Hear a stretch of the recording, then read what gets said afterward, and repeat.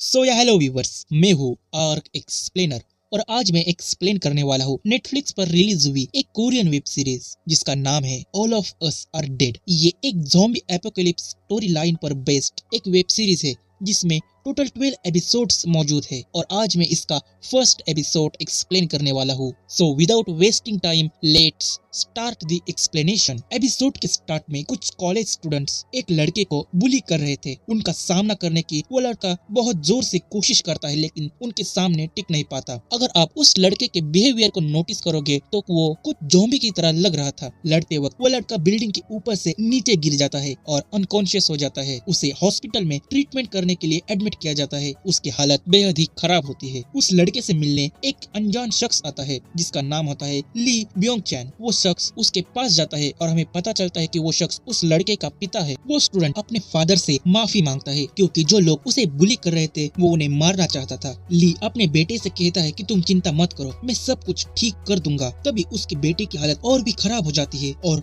वो गुस्से में कहता है आप कुछ भी ठीक नहीं कर सकते, मुझे उन सबको मारना है। उसकी ये हालत देखकर ली भी घबरा जाता है। वो धीरे धीरे एक ज़ॉम्बी में ट्रांसफॉर्म होने लगा था। उसका बिहेवियर भी एक एग्रेसिव ज़ॉम्बी की तरह हो जाता है। वो अपने ही फादर पर हमला करने के लिए आगे बढ़ता है। ना चाहते हुए भी ली को अपने ही बेटे को मारना पड़ता है। ली उसके डेड बॉडी को एक ट्रैवलिंग बैग में डालकर हॉस्पिटल से बाहर निकल जाता है। बाहर जाते वक्त बैग में मूवमेंट होने लगती है, ये चेक करने के लिए कि उसका बेटा मरा है या नहीं। ली उसके नर्व्स को चेक करता है जहाँ पर उसका बेटा मर चुका था, लेकिन एकदम से उसका बेटा ली के हाथ को पकड़ लेता है और उस बैग के अंदर जोरदार मूवमेंट्स होने लगते हैं, यानी उसका बेटा अब भी जिंदा होता है। उसे देखकर ली डर जाता है। अब सीन शिफ्ट होता है योसेन हाई स्कूल की तरफ जहाँ पर स्टूडेंट्स अपने डेली एक्टिविटीज को परफॉर्म कर रहे थे जैसे कि स्पोर्ट्स, म्यूजिक या फिर पढ़ाई। सीन शिफ्ट होता है साइंस लैब में जहाँ पर एक लड़की लैब में मौजूद होती है। उसे लैब के अंदर से कुछ अजीबोगरीब आवाजें सुनाई देती है। वो वहाँ पर चेक करने जाती है जहाँ पे एक मेटल बॉक्स के अंदर हैमस्टर को रखा हुआ था। वो उसे छूने जाती है लेकिन हैमस्टर उसके हाथ को काट लेता है। हैमस्टर का बिहेवियर एकदम से वायलेंट हो जाता है। वहाँ पर प्रोफेसर ली भी आ जाता है जो कि इसी स्कूल में एज अ साइंस का प्रोफेसर काम कर रहा था। वो लैब भी उसी की होती है। ये पता चलने पर कि हैमस्टर ने उस लड़की को काट लिया है वो तुरंत उसे पकड़ लेता है। सीन शिफ्ट होता है इसी सीरीज के लीड कैरेक्टर की तरफ जिसका नाम होता है ली चोसेन, जो अपने दोस्त जियोंग सुन के साथ घर जा रहा था। वहाँ पर सीरीज की सेकंड लीड कैरेक्टर भी आती है जिसका नाम होता है ऑनजो और उसके साथ उसकी दोस्त आइजैक भी मौजूद होती है। जोसेंग के मॉम ने एक नया रेस्टोरेंट ओपन किया था, इसलिए शाम को जोसेंग के सारे दोस्त रेस्टोरेंट में पार्टी करने के लिए जाते हैं। जोसेंग अपने फ्रेंड्स के साथ कुछ टाइम स्पेंड करता है और पार्टी को एंजॉय करता है। खाना खाते वक्त वो सब साइंस टीचर यानी ली के बारे में फैले हुए रूमर्स पर डिस्कस करते हैं कि उनके पास से सड़े हुए मीट की स्मेल आ रही है। जब उनका बेटा मिसिंग हुआ तब से उनके बिहेवियर में चेंज आया है। एक बार तो वो क्लास को बीच में ही छोड़कर चले गए थे जबकि उन्होंने ऐसा पहले कभी नहीं किया। डिनर के बाद वो सब अपने अपने घर चले जाते हैं जहाँ पर ओनजो और चोसेंग नेबर्स होते हैं। घर जाते वक्त ओनजो चोसेंग से अपने हेयर स्टाइल को लेकर सजेशन मांगती है और उसे देखकर चोसेंग के मन में उसके प्रति फीलिंग्स क्रिएट होने लगते हैं। चोसेंग उसे कुछ भी नहीं बोलता और उसकी बातों को टाल देता है, इसलिए ओंजो उसे गुस्से में किक कर वहाँ से चली जाती है। रात को वॉचमैन स्कूल में एक राउंड लगा रहा था और वो साइंस लैब में उसी लड़की को बंधे हुए हालत में नोटिस नहीं कर पाता और वहाँ से चला जाता है। सुबह ओंजो के घर उसके डैड जो कि एक फायर फाइटर होते हैं उसे एग्जाम्स का ज्यादा स्ट्रेस ना लेने के लिए कहते हैं। तभी वहाँ पर चोसेंग आ जाता है। ओंजो अपने डैड को गुड बाय कहकर वहाँ से चली जाती है। चोसेंग और ओंजो दोनों एक गेम खेलते हैं और डिसाइड करते हैं कि स्कूल में उनके बैग्स को कौन ले जाएगा। वो गेम चोसेंग जीत जाता है। ना चाहते हुए भी उसे चोसेंग का बैग उठाना पड़ता है। सारे स्टूडेंट्स स्कूल पर टाइम पे पहुंचने की कोशिश करते हैं जहाँ पर सोचेंग टाइम पर गेट के अंदर पहुंच जाता है और ओंजो बाहर ही रह जाती है। सीन शिफ्ट होता है ली सियोक नाम के एक स्टूडेंट की तरफ जहाँ पर वो कुछ स्टूडेंट्स को स्कूल के पास मौजूद एक अंडर कंस्ट्रक्शन बिल्डिंग की तरफ जाते हुए देख लेता है। ये वही स्टूडेंट्स होते हैं जो एपिसोड के स्टार्ट में एक लड़के को बुली कर रहे थे। वो सब फिर से कुछ स्टूडेंट्स को सताने के लिए वहाँ आए थे। वहाँ मौजूद एक लड़की को वो लोग हैरेस करने लगते हैं और उसका एक एडल्ट वीडियो बना देते हैं। तभी वहाँ पर सुयुक आ जाता है और उन्हें ये सब करने से रोक लेता है। सुयुक उनसे ज्यादा स्ट्रॉन्ग होने के कारण वो लोग उससे डर जाते हैं और उन दोनों को वहाँ से जाने देते हैं। लेकिन उन बुलीज में से एक जिसका नाम यॉन ग्वी नाम होता है, वो उस लड़की को वीडियो वायरल करने की धमकी देता है। ना चाहते हुए भी उस लड़की को उनके पास वापस जाना पड़ता है। सीन शिफ्ट होता है ओंजो की तरफ, जहाँ पर वो सियोक को रूप पर मिलने के लिए बुलाती है। उसे उसके साथ कुछ बात करनी थी। क्लास में सारे स्टूडेंट्स ऐसे ही टाइम पास कर रहे थे, तभी वहाँ पर उनकी टीचर आ जाती है, जिसका नाम होता है पार्क सुन। मिस पार्क सारे स्टूडेंट्स को अपना फोन कलेक्ट करने के लिए कहती है। बातों बातों में ही वो किम योन जू के बारे में पूछती है। वो वही लड़की होती है जिसे मिस्टर ली ने साइंस लैब में बांध कर रखा होता है। सारे स्टूडेंट्स को भी उसके बारे में कोई भी खबर नहीं होती। क्लास खत्म होने के बाद मिस पार्क ली से मिलने जाती है और योनजू के बारे में पूछती है, लेकिन मिस्टर ली उसे सच्चाई नहीं बताते और बातों को टाल देते हैं। बाद में मिस्टर ली योनजो के पास जाते हैं और उसे बेहोशी का एक इंजेक्शन देते हैं ताकि वो शांत रह सके। उसे शांत कर मिस्टर ली क्लास में लेक्चर लेने जाते हैं। लेक्चर के दौरान ग्वी नाम उसी लड़की को फिर से हैरेस करने लगता है। साइंस लैब में योनजो का बिहेवियर और भी ज्यादा एग्रेसिव हो जाता है। वो अपने हाथों को छुड़ा लेती है। अब क्लास में मिस पार्क लेक्चर लेने के लिए आती है। लेक्चर के दौरान हिसू नामक एक स्टूडेंट के पेट में दर्द होने लगता है। वो वॉशरूम के बहाने क्लास के बाहर चली जाती है। टीचर अपने लेक्चर को कंटिन्यू करती है, तभी वहाँ पर योनजो आती है। उसे देखकर पूरा क्लास चौंक जाता है। सुयोक और ओंजू मिस पार्क के साथ स्कूल के हॉस्पिटल में योनजू को ले जाते हैं। वहीं पर हिसू भी अपने पेट के दर्द का इलाज करने के लिए आई थी, लेकिन योनजू के आने के कारण वो अपना ट्रीटमेंट नहीं कर पाती। योनजू की हालत बेहद ही खराब होती है। वो मिस्टर ली के बारे में उन सबको बता देती है कि उसी ने उसे साइंस लैब में बांध कर रखा था। मिस पार्क इमरजेंसी नंबर पर कॉल कर एम्बुलेंस को बुलाती है। योनजू का बिहेवियर बेहद ही ज्यादा एग्रेसिव हो जाता है। क्लास में सारे स्टूडेंट्स इसी इंसिडेंट पर बात करते हैं। तभी आइजैक क्लास में आती है और सबको योनजू के बारे में इन्फॉर्म करती है। वहाँ पर चोंग सैन ओंजो के बारे में पूछता है और आइजैक कहती है कि वो योनजू को लेकर नीचे एम्बुलेंस के पास गई है। चोंग सैन ओंजो के पीछे चला जाता है। नीचे ओंजो के फादर, जो कि एक फायर फाइटर होते हैं, वो एम्बुलेंस को लेकर आ जाते हैं। वो ओंजो पर हुए इंजरी पर भी फर्स्ट एड ट्रीटमेंट देकर वहाँ से चले जाते हैं। वो उसे अपना ध्यान रखने के लिए कहते हैं। क्लास में जाते वक्त सुयोक ओंजो से पूछता है कि तुम मुझे रूफ पर क्यों बुलाना चाहती थी? लंच के बाद मुझे बास्केटबॉल खेलने जाना है, इसलिए तुम मुझे वो बात अभी बता दो। ओंजो उसे अपना नेम कार्ड देती है और सुयोक समझ जाता है कि ओंजो को उसके साथ डेट पर जाना है। कोरिया में नेम कार्ड देने का मतलब होता है कि डेट के लिए पूछना। सुयोक उसे कहता है कि तुम तो चोंग सैन को डेट कर रही थी ना? तो ओंजो जवाब देती है कि नहीं, वो सिर्फ मेरा बचपन का दोस्त है। तभी वहाँ पर चोंग सॉन्ग आ जाता है और ओंजो के इंजरी के बारे में उसे पूछता है, लेकिन ओंजो वहाँ से चली जाती है। योनजू को हॉस्पिटल में ले जाया जाता है। स्कूल में मिस्टर ली अपने लैब में आते हैं, पर योनजू के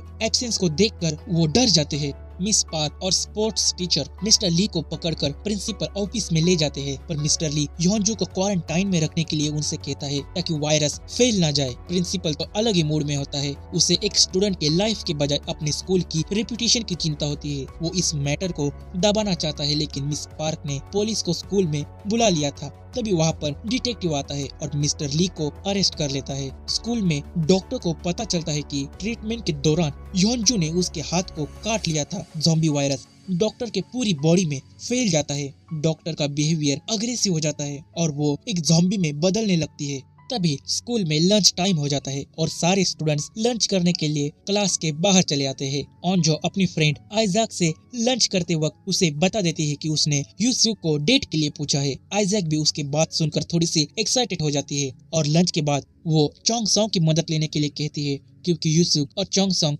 काफी अच्छे दोस्त होते हैं। बाहर यूसुक एक लड़की से मिलने जाता है जिसका नाम नामरा होता है और वो क्लास की प्रेसिडेंट होती है। उसकी मॉम ने स्कूल में डोनेशन देकर उसे क्लास की प्रेसिडेंट बनाई थी, इसलिए कोई भी उसे प्रेसिडेंट नहीं मानता। सब लोग उसे इग्नोर करते हैं, लेकिन यूसुक को उसमें इंटरेस्ट होता है, इसलिए वो बार बार उसे बात करने की कोशिश करता है। स्कूल में वही बुलीज स्कूल के हॉस्पिटल के पास से गुजर रहे थे, तभी उनका ध्यान डॉक्टर की तरफ जाता है। वो डॉक्टर की वीडियो बनाने लगते हैं और उसका मजाक उड़ाने लगते हैं। तभी ज़ॉम्बी में कन्वर्ट हुई डॉक्टर उन पर हमला कर देती है और उन दोनों में से एक को बेरहमी से मार देती है, जिसके कारण वो भी ज़ॉम्बी में ट्रांसफॉर्म हो जाता है और वो काफी सारे स्टूडेंट्स को काट कर इन्फेक्ट कर देता है। सीन शिफ्ट होता है स्कूल की रूफ पर, जहाँ पर वही लड़की जिसे उन लड़कों ने बुली किया था, हैरेस किया था, वो सुसाइड करने जाती है। उसका नाम होता है योनजी। तभी वहाँ पर एक लड़का आता है और उसे सुसाइड करने से रोक रोक लेता है, लेकिन वो उसकी बात नहीं मानती और वो कूदने ही वाली होती है। तभी उसके सामने स्कूल के बाहर काफी सारे ज़ॉम्बीज कूद जाते हैं और इस सीन को देखकर वो दोनों चौंक जाते हैं। ग्राउंड में ज़ॉम्बीज सारे स्टूडेंट्स पर हमला कर देते हैं। सियोक नामरा को लेकर वहाँ से भाग जाता है। नीचे कैंटीन में ओंजो चोंग सेन से मदद मांगने जाती है, लेकिन सियोक के बारे में वो बात उसे नहीं बता पाती। चोंग सेन मजाक में ही कहता है कि सियोक ने क्या कहा तुमसे कि वो तुम्हें पसंद करता है। ये बात सुनकर ओंजो नर्वस हो जाती है और उससे पूछती है क्या उसने तुमसे ऐसा कहा। उसकी ये बात सुनकर चोंग सोंग दुखी हो जाता है। वो मन ही मन ओंजो को पसंद करता था और उसे अब पता चल जाता है कि ओंजो किसी और को पसंद करती है। चोंग सोंग दुखी होकर वहीं पर शांत खड़ा हो जाता है और ओंजो वहाँ से चली जाती है। तभी कैंटीन में काफी सारे स्टूडेंट्स भागते हुए आते हैं। उनके पीछे ज़ॉम्बीज पड़े हुए होते हैं। हड़बड़ी में ओंजो का पैर फिसल जाता है और वो नीचे गिर जाती है। तभी उसके सामने मौजूद एक ज़ॉम्बी उस पर हमला कर देता है। इसी के साथ एपिसोड नंबर 1 यहीं पर खत्म हो जाता है। एपिसोड के स्टार्ट में कुछ स्टूडेंट्स अपने फ्री टाइम को एंजॉय कर रहे थे, तभी ज़ॉम्बीज उन पर हमला कर देते हैं और उन्हें इन्फेक्ट कर देते हैं। सीन शिफ्ट होता है प्रिंसिपल की तरफ, जहां पर वो स्कूल के हेड टीचर्स के साथ मीटिंग ले रहा था। सिचुएशन क्रिटिकल होने के बावजूद भी उसे अपने स्कूल के रेपुटेशन की चिंता होती है, इसलिए मिस पार्क गुस्से में अनाउंसमेंट करने वहाँ से चली जाती है ताकि सारे स्टूडेंट्स सेफ रह सके। मिस पार्क के सामने एक ज़ॉम्बी आ जाता है जो वहीं पर मौजूद एक टीचर पर हमला कर देता है। वो ज़ॉम्बी मिस पार्क पर भी हमला करता है, लेकिन वो खुद को बचा लेती है। स्कूल कैंटीन में ज़ॉम्बीज ने कई सारे स्टूडेंट्स को वायरस से इन्फेक्ट कर दिया था। ओंजो पर एक ज़ॉम्बी हमला कर देता है, लेकिन चोंग सेन वहां आकर ओंजो को वक्त पर बचा लेता है। वो दोनों कैंटीन से बाहर भागने की कोशिश करते हैं। उन बुलीज में से एक ग्विनाम भी खुद को ज़ॉम्बीज से बचाने की कोशिश करता है। ओंजो और चोंग सेन कैंटीन के विंडो में से बाहर कूद जाते हैं और ग्विनाम किचन के अंदर छिप जाता है। ओंजो और चोंग सेन ज़ॉम्बीज से बचकर भागने की कोशिश करते हैं। उनके सामने ही एक ट्रक का स्कूल के बिल्डिंग से टकराकर एक्सीडेंट हो जाता है। वो दोनों उस ट्रक की मदद से स्कूल के अंदर जाकर अपनी जान बचाने की कोशिश करते हैं। तभी एक ज़ॉम्बी चोंग सेन पर हमला करता है, लेकिन ओंजो फायर एक्सटिंग्विशर की मदद से उसकी जान बचा लेती है। नीचे सियुक और नामरा भी किसी सेफ जगह पर पहुंचने की कोशिश करते हैं। ऊपर चोंग सेन और ओंजो भी एक क्लासरूम में सेफली पहुंच जाते हैं, जहां पर उनके दूसरे क्लासमेट्स भी मौजूद होते हैं। चोंग सेन को यकीन हो जाता है कि 100% ज़ॉम्बीज का मामला है और वो कहता है कि ये तो ट्रेन तो बुसान वाला सीन है। ये एक कोरियन मूवी का रेफरेंस होता है जो ज़ॉम्बी एपोकलिप्स के स्टोरी लाइन पर बेस्ड थी। ये मूवी बहुत ही ज्यादा फेमस हुई थी, इसलिए सीरीज मेकर्स ने इसका एक रेफरेंस इस सीरीज में ऐड किया है। वहाँ पर नामरा और सियोक भी एक सीढ़ी की मदद से क्लासरूम में आ जाते हैं। दूसरी तरफ योंजू को हॉस्पिटल में एडमिट किया जाता है, जो कि उसी वायरस से इन्फेक्टेड थी। पुलिस स्टेशन में मिस्टर ली को इंटरोगेशन के लिए ले जाया जाता है और उनकी पूछताछ शुरू हो जाती है। मिस्टर ली ने सेल बायोलॉजी में अमेरिका से पीएचडी में डिग्री हासिल की थी। वो एक फार्मास्यूटिकल कंपनी में एज अ रिसर्चर जॉब कर रहे थे, लेकिन उन्हें उस कंपनी से निकाल दिया गया। बाद में वो योसेन हाई स्कूल में एज अ टीचर पढ़ाने लगे। डिटेक्टिव मिस्टर ली से सवाल करता है कि तुमने उस लड़की को कैद में क्यों रखा, ताकि सब तुम पर फोकस कर सके, तुम्हारे दर्द को समझ सके। रियलिटी तो ये है, तुमने ही अपने बेटे को मार दिया है और कोई तुम पर शक ना कर सके, इसीलिए तुमने अपने बेटे की मिसिंग रिपोर्ट लिखवाई। बताओ तुमने अपने बेटे को क्यों मारा। मिस्टर ली जवाब देता है कि अगर हम बिल्ली को और एक चूहे को एक साथ एक बॉक्स में रखें तो चूहा हमेशा डर कर रहेगा, लेकिन एक वक्त तो ऐसा जरूर आएगा जब चूहा बिल्ली पर हमला कर देगा, तब उसका टेस्टोस्टेरोन लेवल बहुत ही ज्यादा होगा। मैंने उसी हार्मोन को मॉडिफाई कर अपने बेटे के अंदर इंजेक्ट किया ताकि वो भी पावरफुल हो जाए, लेकिन मैं चाहता था वैसे वो हार्मोन वर्क नहीं कर पाया और वो एक वायरस में बदल गया। मेरे बेटे ने अपने मॉम को भी काट लिया और उस वायरस से इन्फेक्ट कर दिया। मिस्टर ली की ये बात सुनकर डिटेक्टिव भी चौंक जाता है। दूसरी तरफ हॉस्पिटल में योंजू पर ट्रीटमेंट स्टार्ट की जाती है, लेकिन वो एक अग्रेसिव ज़ॉम्बी में ट्रांसफॉर्म हो जाती है। ये सीन काफी ज्यादा क्रीपी था। वो एक के बाद एक काफी सारे लोगों को इन्फेक्ट कर देती है। दूसरी तरफ हीसू अपने पेट दर्द के कारण स्कूल से बाहर चली गई थी। उसका दर्द धीरे धीरे बढ़ रहा था, जिसके कारण उसका ध्यान रोड पर से हट जाता है और वो एक एक्सीडेंट से बाल बाल बच जाती है। वो बस योसेन हाई स्कूल के ही एथलीट्स की होती है, जो कि सारे आर्चर्स होते हैं। वो सब नेशनल टीम का हिस्सा नहीं बन पाए थे, जिसके कारण सब स्कूल में वापस आ रहे थे। तभी उनका कोच उनमें से एक एथलीट जिसका नाम जॉन हरी होता है, उसकी काफी ज्यादा बेइज्जती कर देता है। वो सब स्कूल के अंदर आते जहाँ पर उनकी बस एक ज़ॉम्बी से टकरा जाती है। दूसरी तरफ क्लासरूम में सारे बच्चे एक मोबाइल फोन को ढूंढने की कोशिश करते हैं और उन्हें वो मिल भी जाता है। वो इमरजेंसी नंबर पर कॉल लगाकर हेल्प मांगते हैं, लेकिन ऑफिसर उनके ज़ॉम्बी वाले बात को मजाक में लेकर उन्हें इग्नोर कर देता है। तभी पूरे ऑफिस में ज़ॉम्बीज को लेकर कॉल्स आने लगते हैं और उन ऑफिसर्स को ये सिचुएशन गंभीर लगने लगती है। स्कूल में सारे बच्चे डरे हुए होते हैं। उन्हें लगता है कि ऑफिसर्स ने उनकी बात को सीरियसली नहीं लिया, इसलिए ओंजो फायर फाइटर डिपार्टमेंट को कॉल लगाकर स्कूल में फॉल्स इन्फो देकर कि आग लगी है उन्हें स्कूल में बुला लेती है। क्लास में ली नियोन नाम की एक लड़की इस हालत को देखकर गुस्से में पागल हो जाती है और अपना गुस्सा नामरा पर उतारने लगती है और उसे बाहर निकलने का रास्ता खोजने के लिए कहती है। नामरा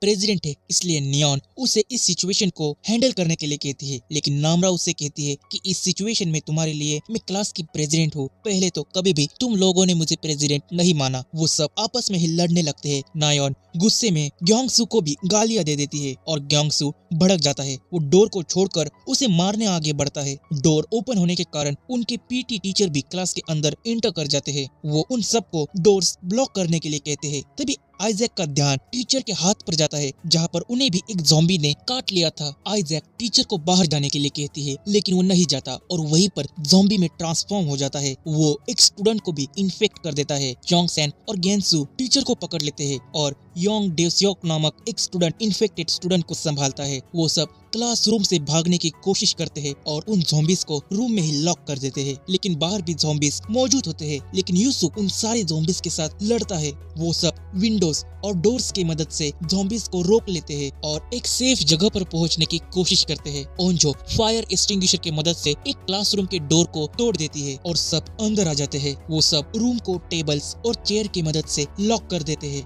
इस हड़बड़ी में उनके पास मौजूद एक फोन भी नीचे गिर जाता है। वो सब नोटिस कर लेते हैं कि सियोक भी उनके साथ मौजूद नहीं है। ये जानने के बाद ओंजो घबरा जाती है। रूफ पर यूनजी ऊपर से मौत के तमाशे को देख रही थी। उसे ये सब अच्छा लगने लगा था, क्योंकि जिन जिन ने उसे परेशान किया था, हैरेस किया था, वो सब एक ज़ॉम्बी की तरह तड़प रहे थे। नीचे कैंटीन में ग्वी नाम छिपा हुआ होता है और वो खुद को बचाने के लिए एक लड़की को ज़ॉम्बीज के आगे फेंक देता है। दूसरी तरफ कुछ स्टूडेंट्स वॉशरूम में छुपे हुए होते हैं, जहाँ पर उनमें से एक लड़की जिसका नाम पार्क मिजिन होता है, उसे पता चल जाता है कि उनके साथ एक इन्फेक्टेड स्टूडेंट भी मौजूद है। दूसरी तरफ मिस पार्क अनाउंसमेंट करने के लिए स्टूडियो रूम में पहुंच जाती है। वॉशरूम में वो लड़की उस लड़के को जिसका नाम जियोन सियोंग होता है उसे मदद के लिए पुकारती है, लेकिन मिजी उसके मुंह में एक शार्प वुडन स्टिक को स्टैब कर देती है और उसे मारने की कोशिश करती है। वो लड़की ज़ॉम्बी में ट्रांसफॉर्म हुई थी, इसलिए वो उन्हें ओवर पावर करने लगती है, लेकिन वहाँ पर हरी आकर उस लड़की के गर्दन में एरो शूट कर देती है और वो वहीं पर मारी जाती है। मिस पार्क भी स्टूडियो रूम में से अनाउंसमेंट कर देते हैं और सारे स्टूडेंट्स को एक सेफ जगह पर छिपने के लिए कहती है। अनाउंसमेंट करते वक्त वो थोड़ी इमोशनल हो जाती है। दूसरी तरफ ओंजो के फादर एक बिल्डिंग में रेस्क्यू मिशन पर जाते हैं, जहाँ पर सिटी की एमएलए मौजूद होती है। क्लासरूम में आइजैक चोंग सॉन्ग से मदद मांगने जाते हैं ताकि वो ओंजो को शांत कर सके, क्योंकि सियोक को लेकर वो काफी चिंतित होती है, लेकिन वो मना कर देता है। आइजैक अब खुद ही ओंजो को शांत करने जाती है, लेकिन तभी आइजैक के अंदर ज़ॉम्बीज के सिम्टम्स शो होने लगते हैं और सारे स्टूडेंट्स उसे देखकर घबरा जाते हैं। लेकिन ओंजो अपने बेस्ट फ्रेंड को संभालने की कोशिश करती है, लेकिन वो उसी पर ही हमला कर देती है। चोंगसेन ओंजो को बचाने के लिए आइजैक को विंडो के बाहर फेंक देता है, लेकिन ओंजो उसके हाथ को पकड़ लेती है। चोंगसेन एक टेबल की मदद से आइजैक को नीचे गिरा देता है। ओंजो अपने बेस्ट फ्रेंड को खो देती है। दूसरी तरफ सियुक सेफली एक रूम में छिपा हुआ था, फिर भी वहाँ पर कुछ ज़ॉम्बीज मौजूद होते हैं। दूसरी तरफ चोंगसेन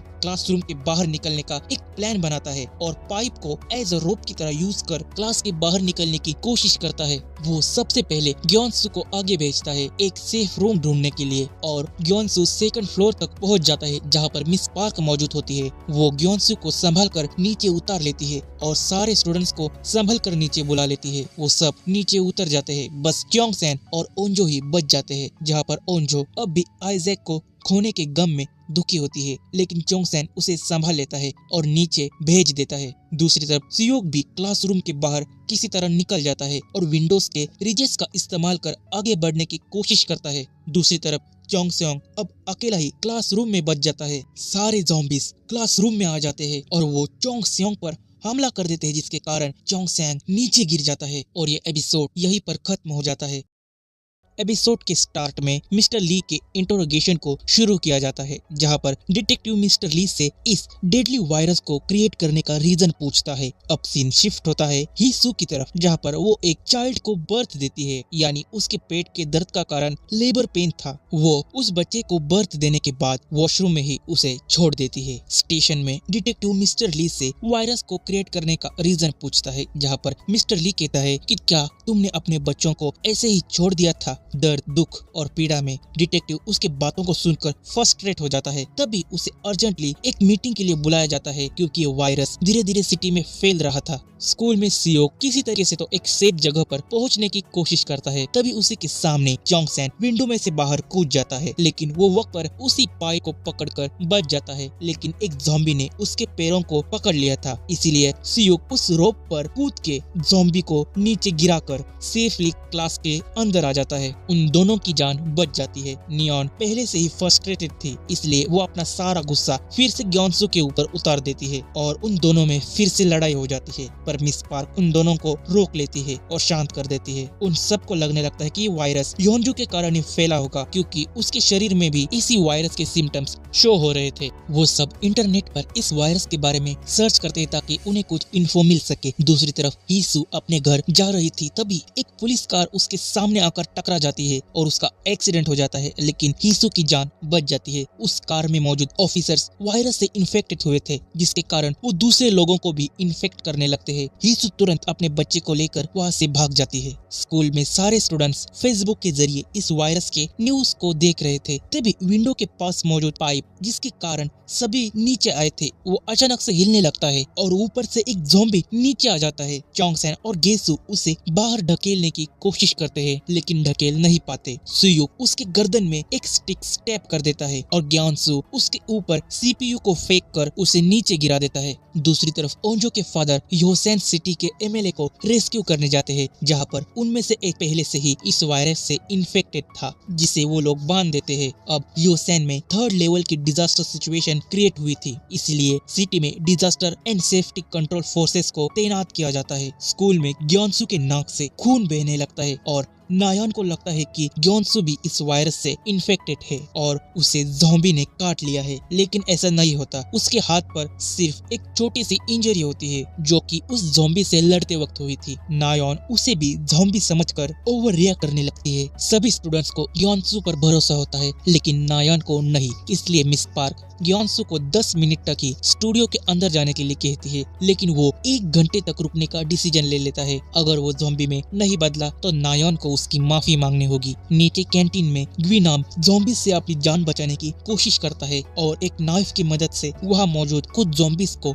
मार देता है। ऊपर चोंगसेन ओंजो को संभालने जाता है, क्योंकि उसने अपने बेस्ट फ्रेंड आइजैक को खो दिया था। सिटी में चोंगसेन की मदर ज़ॉम्बी वायरस के बारे में टीवी पर देख लेती है और उसे वायरस के बारे में पता चल जाता है। वो तुरंत स्कूल में कांटेक्ट करने की कोशिश करती है, लेकिन वहाँ पर सब ज़ॉम्बीज मौजूद होते हैं। कांटेक्ट ना होने पर वो खुद स्कूल की तरफ निकल जाती है। दूसरी तरफ ओंजो के फादर को ये खबर मिलती है कि ये वायरस काटने पर फैल जाता है और उनमें से एक फायर फाइटर को ज़ॉम्बी ने काट लिया था, इसलिए वो भी एक ज़ॉम्बी में बदल जाता है। लेकिन ओंजो के फादर और उनका साथी उसे बांध देते हैं। सिटी में अब पुलिस फोर्सेस को भी तैनात किया जाता है, जहाँ पर वो ज़ॉम्बीज को सिटी के बाहर जाने से रोक रहे थे। चोंगसेन की मॉम वहाँ आ जाती है और आगे बढ़ने की कोशिश करती है, लेकिन पुलिस उन्हें वहाँ से वापस भेज देती है। वो एक शॉर्टकट के जरिए स्कूल की तरफ जाने की कोशिश करती है, लेकिन उसकी स्कूटी एक दीवार से टकरा जाती है, क्योंकि उसके बीच में हीसू आ गई थी। तभी वहाँ पर ज़ॉम्बीज आ जाते हैं। चोंगसेन की मॉम अपने इंजर्ड पैर के साथ स्कूटी को नहीं उठा पाती, वो पैदल ही वहाँ से भाग जाती है। वॉशरूम में मिजिन और हरी यहाँ से भागने के बारे में सोच रहे थे।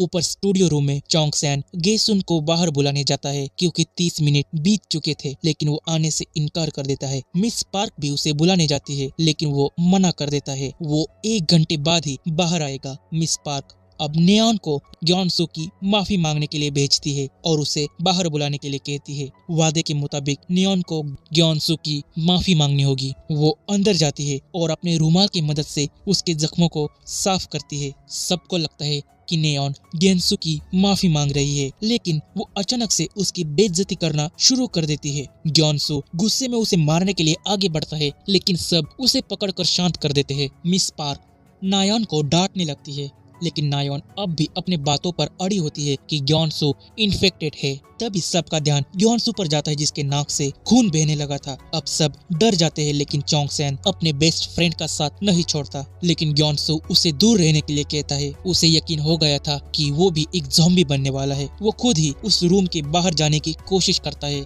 लेकिन लास्ट मोमेंट पर वो एक पूरी तरह से ज़ॉम्बी में बदल जाता है और उन पर हमला करता है। उसे बाहर निकालने के लिए चोंगसेन विंडो पर बैठकर एक सीटी बजाता है, जो कि वो और ग्योनसू दोनों एक साथ बजाते थे। सीटी की आवाज सुनकर ग्योनसू चोंगसेन पर हमला कर देता है, लेकिन वो उसे नीचे गिरा देता है। चोंगसेन अपने ही दोस्त को खुद के सामने खो देता है। सिटी में यीशु अपने बच्चे को लेकर एक सेफ जगह पर पहुंचने की कोशिश करती है। वो चोंगसेन के रेस्टोरेंट में ही छिप जाती है। उसे भी ज़ॉम्बी ने काट लिया था, यानी वो जल्द ही ज़ॉम्बी में बदलने वाली थी। इसलिए वो खुद को बांध देती है ताकि वो अपने बच्चे को काट ना सके। दूसरी तरफ ओंजो के फादर उन दोनों ज़ॉम्बीज को बांध देते हैं। वो अपने डिपार्टमेंट से कांटेक्ट कर योसेन हाई स्कूल के बारे में रेस्क्यू मिशन का स्टेटस मांगते हैं, लेकिन दूसरी तरफ से उन्हें कोई भी जवाब नहीं मिलता। नायोन उन सब से कहती है कि देख लिया तुम लोगों ने, मैं सही थी, मेरी वजह से ही तुम लोग बच गए। तभी नामरा कहती है कि मैंने सब देख लिया था, तुम झूठ बोल रही हो। तुमने चुपके से उस वुडन स्टिक पर मौजूद उस ज़ॉम्बी के ब्लड को अपने रुमाल से साफ किया और वही रुमाल को ग्योनसू के इंजरीज पर रगड़ दिया, जिसके कारण वो उस वायरस से इन्फेक्ट होकर एक ज़ॉम्बी में बदल गया। नायोन इस बात को झुटलाने की कोशिश करती है, लेकिन नामरा नायोन के पास मौजूद उस रुमाल को नायोन के जख्मों पर रगड़ने के लिए कहती है और नायोन ऐसा नहीं कर पाती, यानी उसी ने ही ग्योनसू को मार दिया। चोंगसेन नायोन को मारने के लिए आगे बढ़ता है और उसे ग्योनसू का हत्यारा कहता है। नायोन रोने लगती है और कहती है कि यहाँ पर कोई भी मेरा दोस्त नहीं है और मुझे तुम लोगों की जरूरत भी नहीं है। उनमें से एक उसे रोकने जाता है, पर मिस पार्क उसे रोक लेती है और कहती है कि प्लीज तुम सब जिंदा रहना और किसी को भी मरने मत देना। अगर तुम्हारे कारण कोई मारा गया तो फिर जीने का कोई भी मतलब नहीं रहेगा। प्लीज तुम सब जिंदा रहना। ये बात कहकर वो नायोन को बचाने के लिए वहाँ से बाहर चली जाती है। बाहर नायोन के पीछे बहुत सारे ज़ॉम्बीज लगे हुए होते हैं, पर मिस पार्क वहाँ आकर उसे बचाने की कोशिश करती है और ये एपिसोड यहीं पर खत्म हो जाता है। एपिसोड के स्टार्ट में एक सोशल मीडिया इन्फ्लुएंसर योसेन सिटी में आता है, जहां पर ज़ॉम्बीज ने सिटी में हमला करने की खबर वो ऑनलाइन स्ट्रीम कर रहा था और अपने फॉलोअर्स को बढ़ाने के लिए वो सिटी में आता है, क्योंकि ज़ॉम्बी वाली खबर पूरे वर्ल्ड में वायरल हुई थी। लेकिन वहां जाने के बाद उस इन्फ्लुएंसर की फटकर हाथ में आ जाती है, क्योंकि अब सारे ज़ॉम्बीज उसके पीछे थे। दूसरी तरफ चोंगसेन की मॉम भी किसी तरीके से तो स्कूल में पहुंचने की कोशिश करती है। कुछ देर बाद वो स्कूल पहुंच जाती है, जहां पर स्कूल के ग्राउंड पर उसे ग्योनसू दिखता है। वो उसे आवाज लगाती है और उसके पास चली जाती है। ऊपर स्टूडियो रूम में अब ओंजो चोंगसेन को संभालने जाती है, क्योंकि अब उसने अपने बेस्ट फ्रेंड को खो दिया था। नीचे ग्राउंड पर चोंगसेन की मॉम ग्योनसू के पास जाती है, लेकिन अब वो एक ज़ॉम्बी में ट्रांसफॉर्म हो गया था, इसलिए वो उन पर हमला कर देता है। बाकी के सारे ज़ॉम्बीज भी उन पर टूट पड़ते हैं और उन्हें भी इस वायरस से इन्फेक्ट कर देते हैं। ऊपर रूम में सभी स्टूडेंट्स को लगता है कि मिस पार्क और नायोन अब भी जिंदा होंगे, क्योंकि उन्हें अब तक कोई भी चीखें सुनाई नहीं दी, यानी कि उन पर ज़ॉम्बीज ने हमला नहीं किया होगा। वो सब उदास होते हैं, क्योंकि उन्होंने अपने काफी सारे साथियों को खो दिया होता है। रूफ पर योंजी को भी कोई परवाह नहीं होती कि नीचे क्या चल रहा है। वो तो ये चाहती है कि ये स्कूल जलकर राख हो जाए। नीचे रूम में सियोक कहता है कि किसी को टॉयलेट नहीं जाना और उनमें से ज्यादातर लोगों को टॉयलेट जाना होता है। डेसू बेवकूफों की तरह ही कहता है कि हमें विंडो के ऊपर चढ़कर हल्का होना चाहिए। उसकी ये बात सुनकर सब लोग उसका मजाक उड़ाने लगते हैं। ओंजो को उसके फादर ने इमरजेंसी में एक टेम्पररी टॉयलेट बनाना सिखाया था। वो उन्हें स्टूडियो रूम के अंदर टॉयलेट बनाने का सजेशन देती है। दूसरी तरफ एमएलए को रेस्क्यू करने के लिए हेलीकॉप्टर सुबह 11 बजे आएगा, इसलिए उन सबको रात वहीं पर गुजारनी होगी। ओंजो के फादर अपने साथी को एक टेम्पररी टॉयलेट बनाने के लिए कहते हैं। ओंजो भी स्कूल में एक टेम्पररी टॉयलेट को बना लेती है और उसके फादर भी सेम टेक्निक का यूज कर उन सब के लिए एक टॉयलेट बना लेते हैं। सब लोग टॉयलेट बनने के बाद हल्के हो जाते हैं। नामरा को लगता है कि अब उन्हें बचाने के लिए कोई भी नहीं आएगा, क्योंकि सामने भी सारे बिल्डिंग्स में अंधेरा होता है और उनके पेरेंट्स भी अब तक उन्हें बचाने के लिए नहीं आए, इसलिए उन सबको यहाँ से निकलना चाहिए। पर ओंजो कहती है कि आज रात तक हम यहाँ पर रुक जाते हैं, जल्दबाजी में हमें कोई भी फैसला नहीं लेना चाहिए। दूसरी तरफ ओंजो के फादर अपने बेटी को बचाने के लिए स्कूल में जाने की एमएलए से परमिशन मांगते हैं, लेकिन एमएलए उन्हें समझाती है कि सिर्फ आपकी बेटी स्कूल में नहीं फंसी, यहाँ पर मौजूद हर किसी का रिलेटिव कहीं ना कहीं पर तो ज़ॉम्बीज़ के बीच फंसा है। आपको समझना होगा, आप एक फायर फाइटर है और इस हालत में आपको ज्यादा से ज्यादा लोगों की जान बचानी चाहिए, ना कि उनकी जिनसे आप प्यार करते हैं। दूसरी तरफ ग्विनाम एक साइकिल की मदद से वहाँ से भागने की कोशिश करता है, लेकिन साइकिल की चेन खराब होने के कारण वो वहाँ से भाग नहीं पाता। वो दौड़कर स्कूल के अंदर पहुंच जाता है। वो प्रिंसिपल के केबिन में छिप जाता है, लेकिन वहाँ पर भी ज़ॉम्बीज़ मौजूद होते हैं। वो उन सबको अपने नाइफ की मदद से मार देता है। वहीं पर प्रिंसिपल भी छिपा था। दूसरी तरफ मिजिन और हरी एक दूसरे के साथ फ्रस्ट्रेशन के कारण लड़ने लगते हैं और अपना गुस्सा एक दूसरे के ऊपर उतारने लगते हैं। सिटी में वो इन्फ्लुएंसर अब भी अपनी लाइव स्ट्रीम को कंटिन्यू रखता है। लाइक्स और सब्सक्राइबर्स की वो भीख मांगता है। उसने चंद फॉलोअर्स के लिए अपनी जान को दांव पर लगा दिया था। वो आगे बढ़ते हुए एक किंडरगार्टन स्कूल में पहुंच जाता है, जहां पर सारे छोटे बच्चे जो कि ज़ॉम्बीज़ में बदल गए थे उस पर हमला कर देते हैं, लेकिन वो एक स्लाइड पर चढ़कर अपनी जान बचा लेता है। पुलिस स्टेशन में डिटेक्टिव को अब मिस्टर ली पर गुस्सा आ जाता है और वो उसे इस वायरस को बनाने की असली वजह पूछता है। मिस्टर ली जवाब देता है कि स्कूल में मेरे बेटे को काफी ज्यादा हैरेस किया जाता था। एक बार तो उसने सुसाइड करने की भी कोशिश की। स्कूल ने इस मैटर को हर बार दबाने की कोशिश की। मैंने अपने बेटे को उस स्कूल से निकाल दिया, फिर भी वो लोग उसे ढूंढकर हैरेस करते थे। इसीलिए मैंने अपने बेटे को ताकतवर बनाने के लिए उस वायरस को डेवलप किया, लेकिन इसका रिजल्ट कुछ और ही निकला। डिटेक्टिव कहता है कि माना तुम्हारे बेटे को इंसाफ नहीं मिला, पर तुम अपने बदले की आग में हर किसी को नहीं मार सकते। वो उसे इस वायरस का एंटीडोट देने के लिए कहता है, लेकिन मिस्टर ली कहता है कि मेरे पास इसका कोई भी एंटीडोट नहीं है। स्टेशन में मौजूद सभी कैदियों को वहाँ से बाहर निकल दिया जाता है, क्योंकि सिटी में ज़ॉम्बीज़ का हमला हुआ था। ज़ॉम्बीज़ वहाँ पर भी हमला कर देते हैं। डिटेक्टिव इस सिचुएशन को हैंडल करने की कोशिश करता है, तभी एक ज़ॉम्बी डिटेक्टिव पर हमला कर देता है, पर मिस्टर ली उसकी जान बचा लेता है। आखिरी वक्त में ली को अपनी गलती का एहसास हो गया था। वो डिटेक्टिव को इस वायरस के बारे में सारे डिटेल्स का पता दे देता है, जो कि योसेन हाई स्कूल में मौजूद उसके लैपटॉप में प्रेजेंट है। ली अपनी कुर्बानी देकर डिटेक्टिव की जान बचा लेता है। डिटेक्टिव किसी तरीके से तो वहाँ से भाग जाता है। वो स्टेशन के बाहर निकलने की कोशिश करता है। वहाँ से जाते वक्त वो एक आदमी की भी जान बचा लेता है। वो दोनों एक जगह पर छिप जाते हैं। डिटेक्टिव उसे भी योसेन हाई स्कूल में मौजूद मिस्टर ली के लैपटॉप के बारे में बता देता है। वो उसे कहता है कि हमें इमरजेंसी मैनेजमेंट एजेंसी के पास जाकर इस लैपटॉप के बारे में उन्हें इन्फॉर्म करना होगा। वो ये बात उसे इसीलिए बताता है क्योंकि अगर डिटेक्टिव मारा गया तो वो ये बात उन्हें जरूर बता सके। वो दोनों वहाँ से निकल जाते हैं। अब सुबह हो जाती है। सारे स्टूडेंट्स नींद से जाग जाते हैं और बाहर देखते हैं, पर उनकी मदद करने के लिए वहाँ पर कोई भी मौजूद नहीं होता। नीचे वॉशरूम में मिजिन और हरी वहाँ से बाहर निकल जाते हैं। सबसे पहले हरी अपने भाई को ढूंढने के लिए ऊपर चली जाती है, जो कि सभी बच्चों के साथ मौजूद होता है। स्टूडियो रूम में चोंगसेन ये तय करता है कि वो नीचे स्टाफ रूम में जाकर एक सेल फोन को लाएगा, ताकि वो अपने रेस्क्यू के लिए किसी के साथ कांटेक्ट कर सके। ऊपर योंजी को भी पता चल जाता है कि ग्विनाम ने उसका बनाया हुआ एमएमएस ऑटो पोस्टिंग पर डाल दिया था, जो कि आज 9 बजे ही ऑनलाइन पोस्ट होने वाला था। ये बात सुनकर योंजी घबरा जाती है और अपना वीडियो डिलीट करने के लिए नीचे मोबाइल खोजने के लिए जाती है। इसमें उसका दोस्त उसकी मदद नहीं करता। ऊपर चोंगसेन स्टाफ रूम में जाने की कोशिश करता है और सुयोग भी उसके साथ आता है। वो दोनों सावधानी पूर्वक आगे बढ़ते हैं। आगे बढ़ते वक्त चोंग सैन सियुक को ओंजो के बारे में पूछता है कि क्या तुम उसके साथ डेट पर जाने वाले हो, तो सियुक उसे चिढ़ाने लगता है क्योंकि वो जानता है कि चोंग सैन मन ही मन ओंजो को पसंद करता है। नीचे योनजी किसी तरीके से तो स्टाफ रूम में पहुंचने की कोशिश करती है, पर ज़ॉम्बीज उस पर हमला कर देते हैं। लेकिन कुछ देर बाद वो सारे ज़ॉम्बीज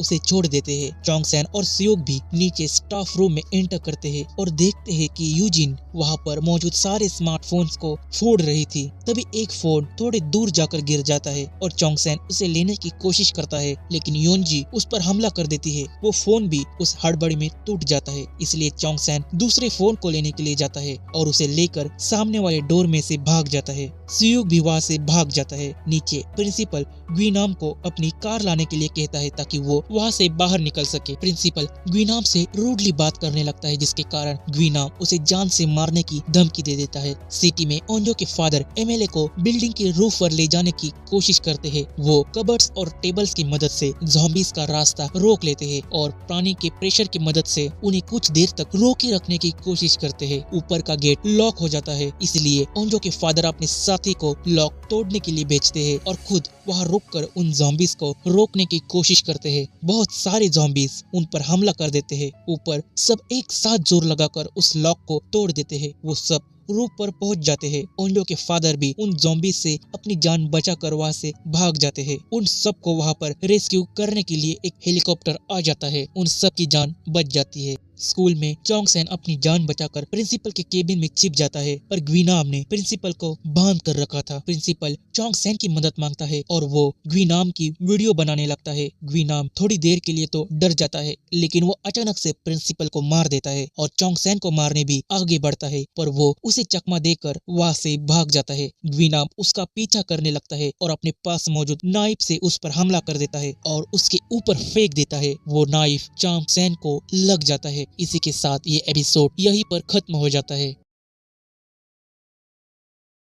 एपिसोड के स्टार्ट में हरी अपने भाई को ढूंढने की कोशिश करती है। इसमें उसके साथी भी उसकी हेल्प करते हैं। ऊपर रूम में सारे स्टूडेंट्स चोंग सैन और सियुक के आने का इंतजार कर रहे थे। दूसरी तरफ एमएलए को सेफली रेस्क्यू कर लिया जाता है। योसैन सिटी में फैले हुए वायरस को कंट्रोल करने के लिए वहाँ पर मार्शल लॉ को लगा दिया जाता है, यानी अब सिटी में मिलिट्री का कंट्रोल रहेगा। वायरस के कारण स्टॉक मार्केट में भी भारी गिरावट आ जाती है। कुछ सोशल मीडिया इन्फ्लुएंसर्स अपने फॉलोअर्स को बढ़ाने के लिए पब्लिक प्लेसेस पर ज़ॉम्बीज से रिलेटेड प्रैंक्स करते हैं। हर जगह पर यही सब कुछ चल रहा था। इसी बीच हमें कोविड-19 का भी एक रेफरेंस देखने को मिलता है। दूसरी तरफ सियुक वापस लौट आता है। सब चोंग सैन के बारे में उससे पूछते हैं। वो जवाब देता है कि हम स्टाफ रूम से अलग हो गए थे, वो दूसरे डोर से भाग गया था। नीचे चोंग सैन अपनी जान बचाकर भाग रहा था। तभी ग्वीनाम उस पर नाइफ फेंक देता है, लेकिन वो नाइफ चोंग सैन के पीठ पर बाउंस होकर नीचे गिर जाता है। चोंग सैन वहाँ से भागते हुए स्कूल के लाइब्रेरी में पहुँच जाता है।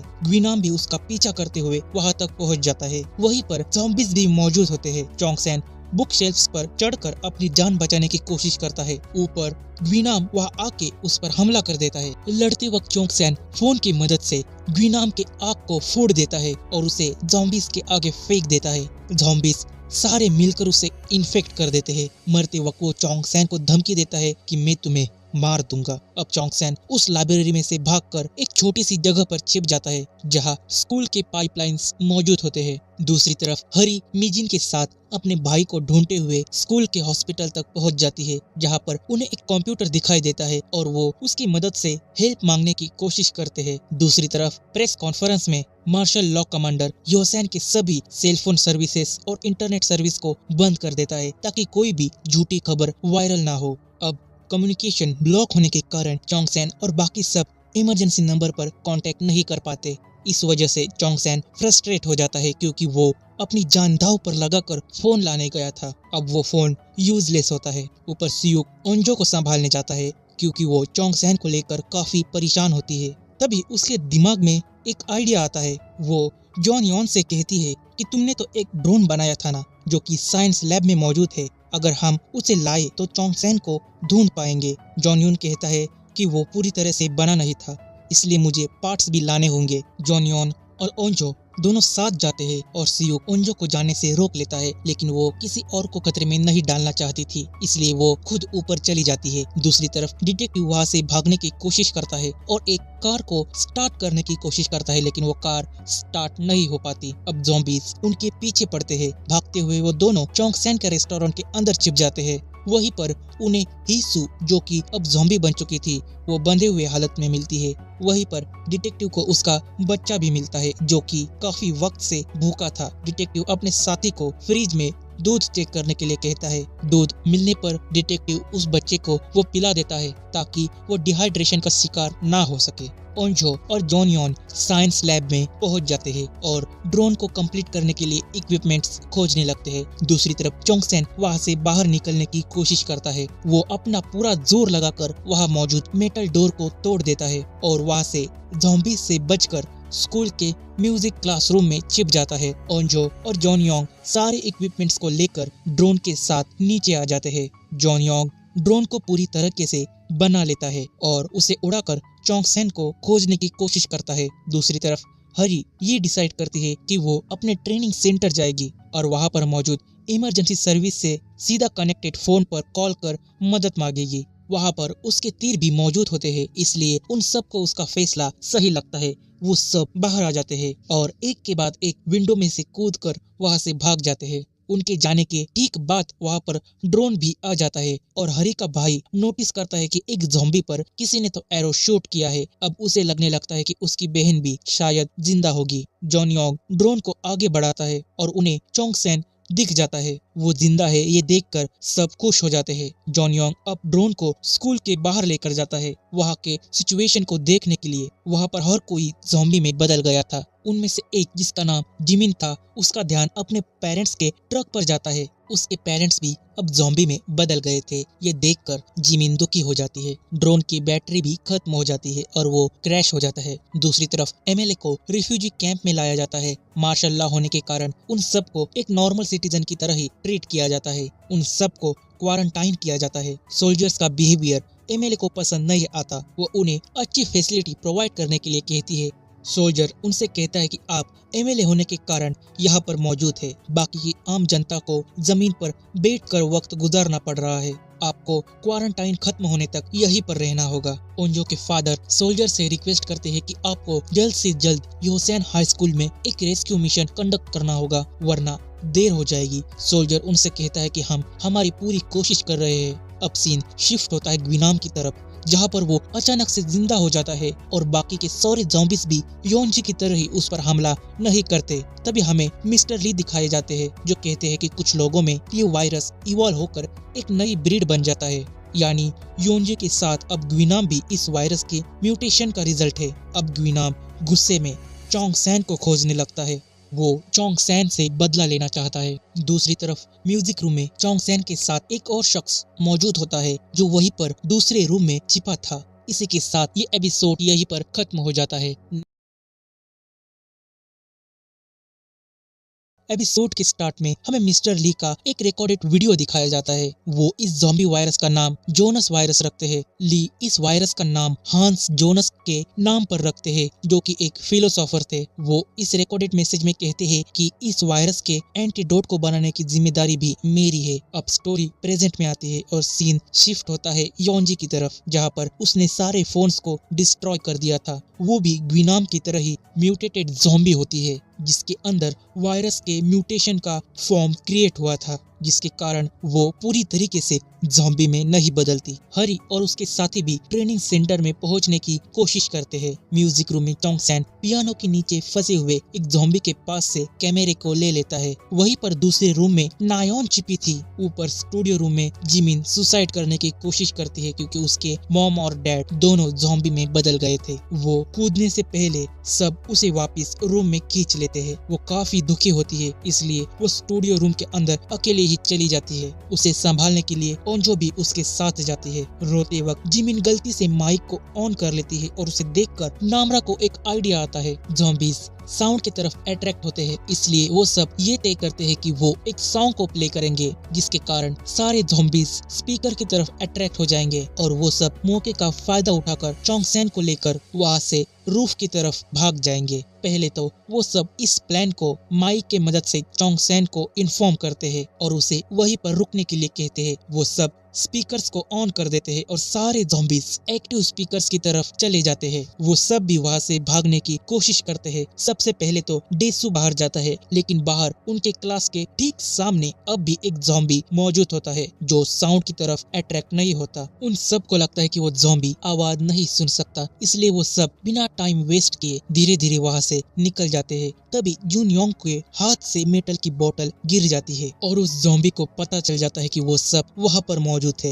वो उन पर हमला कर देता है, लेकिन सियुक उस ज़ॉम्बी को रोक लेता है और बाकी सब वहाँ से भाग जाते हैं। स्पीकर ऑन होने के कारण ग्वीनाम समझ जाता है कि चोंग-सैन शायद स्टूडियो रूम में मौजूद है, इसलिए वो वहाँ पर चला जाता है। तब तक वो सब वहाँ से भाग गए थे, लेकिन जाते वक्त वो प्लान बनाते वक्त बनाया हुआ मैप वहीं पर छोड़ देते हैं। अब ग्वीनाम को पता चल जाता है कि वो सब कहाँ पर गए हैं। सियुक अब भी उस ज़ॉम्बी के साथ लड़ रहा था, तभी ग्वीनाम वहाँ आकर उस ज़ॉम्बी को मार देता है। ग्वीनाम सियुक से चोंग-सैन का पता पूछता है और सीधा सीधा बोल देता है कि मुझे उसे मारना है। ये बात सुनकर सियुक उसे कुछ भी नहीं बताता और उससे लड़ने लगता है। उन दोनों में फाइट होती है, जहाँ पर ज़ॉम्बी म्यूटेशन के पावर्स के कारण ग्वीनाम सियुक पर भारी पड़ता है और उसे मारने ही वाला होता है। तभी वहाँ पर नामरा आ जाती है और ग्वीनाम को पकड़ लेती है। ग्वीनाम खुद को छुड़ाने के लिए उसके हाथ को काट लेता है और खुद को छुड़ाकर उसे दूर फेंक देता है। इसी मौके का फायदा उठाकर सियुक ग्वीनाम को विंडो के बाहर ढकेल देता है और ग्वीनाम मारा जाता है। वो दोनों वहाँ से भाग जाते हैं। दूसरी तरफ मिजिन और हरी अपने साथियों के साथ ज़ॉम्बी से बचकर ट्रेनिंग सेंटर के अंदर पहुँच जाते हैं। इस हड़बड़ी में जॉन सियोंग इंजर्ड हो जाता है। स्कूल में सभी स्टूडेंट्स भागकर चोंग-सैन के पास पहुंच जाते हैं। वहां पर नायोन भी मौजूद होती है, लेकिन दूसरों को उसके बारे में कुछ भी पता नहीं चलता। तभी वो सब नोटिस कर लेते हैं कि नामरा को भी किसी ने तो काट लिया है और वो सब डर जाते हैं। दूसरी तरफ रिफ्यूजी कैंप में सारे लोगों की हालत काफी बुरी होती है। उन्हें ठीक से टॉयलेट भी इस्तेमाल करने के लिए नहीं मिलता। क्वारंटाइन सेंटर में एमएलए के साथ ओंजो के फादर भी मौजूद होते हैं। वो एमएलए से रिक्वेस्ट करते हैं कि उसे योसेन हाई स्कूल में जाने के लिए आप मेरी मदद करें, लेकिन वो कहती है कि मैं आपकी मदद नहीं कर सकती, आपको थोड़ी देर तक रुकना होगा। तभी वहाँ पर सोल्जर्स उनके लिए लंच लेकर आते हैं और ओंजो के फादर उनसे क्वारंटाइन सेशन से रिलेटेड बात करने जाते हैं। बात करते वक्त वो एकदम से उन दोनों को नॉकआउट कर देते हैं और उनकी यूनिफॉर्म को पहनकर अपने साथी के साथ वहाँ से भागने की कोशिश करते हैं। वो रेफ्यूजी कैंप में एक बात को नोटिस कर लेते हैं कि वहाँ पर कोई भी स्टूडेंट मौजूद नहीं है,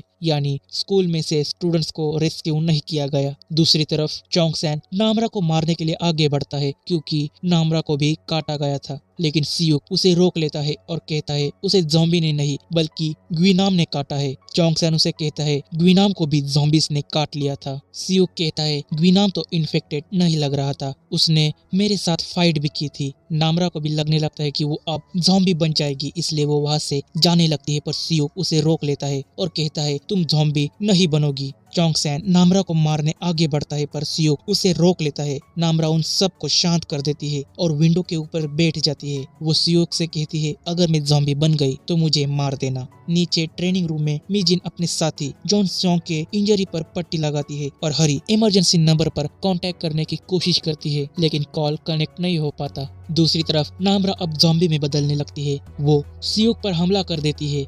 नीचे मरा हुआ ग्वीनाम भी फिर से जिंदा हो जाता है, यानी म्यूटेटेड ज़ॉम्बीज आसानी से नहीं मरते। चोंग-सैन नामरा पर हमला करने के लिए आगे बढ़ता है, लेकिन सियुक उसे रोक देता है और उन दोनों में वापस लड़ाई शुरू हो जाती है। ओंजो उन दोनों को रोक लेती है और चोंग-सैन को समझाती है कि नामरा ज़ॉम्बी में नहीं बदली, लेकिन नामरा कहती है कि मुझे सियुक को काटने का मन हो रहा था, मैं ज़ॉम्बी कभी भी बन सकती हूँ, इसलिए वो वहाँ से जाने लगती है, पर ओंजो उसे रोक लेती है और उन सबको कहती है कि नामरा के बॉडी का टेम्परेचर नॉर्मल है, यानी वो पूरी तरीके से ज़ॉम्बी में नहीं बदली, शायद कुछ लोग इस वायरस से इम्यून हो सकते हैं, लेकिन अब भी कुछ स्टूडेंट्स को नामरा पर भरोसा नहीं होता। उन्हें अब भी लगता है वो कभी भी ज़ॉम्बी में बदल सकती है। इसलिए सियोक उसके हाथ को अपने हाथ के साथ बांध देता है और कहता है अगर ये ज़ॉम्बी बनी तो तुम लोगों तक नहीं पहुंच पाएगी। दूसरी तरफ डिटेक्टिव और उसका साथी उस बच्चे को लेकर वहां से भागने की कोशिश करते हैं। तभी उनके सामने एक और छोटी बच्ची मदद मांगते हुए आती है और वो उसे लेकर वापस अंदर चले जाते हैं।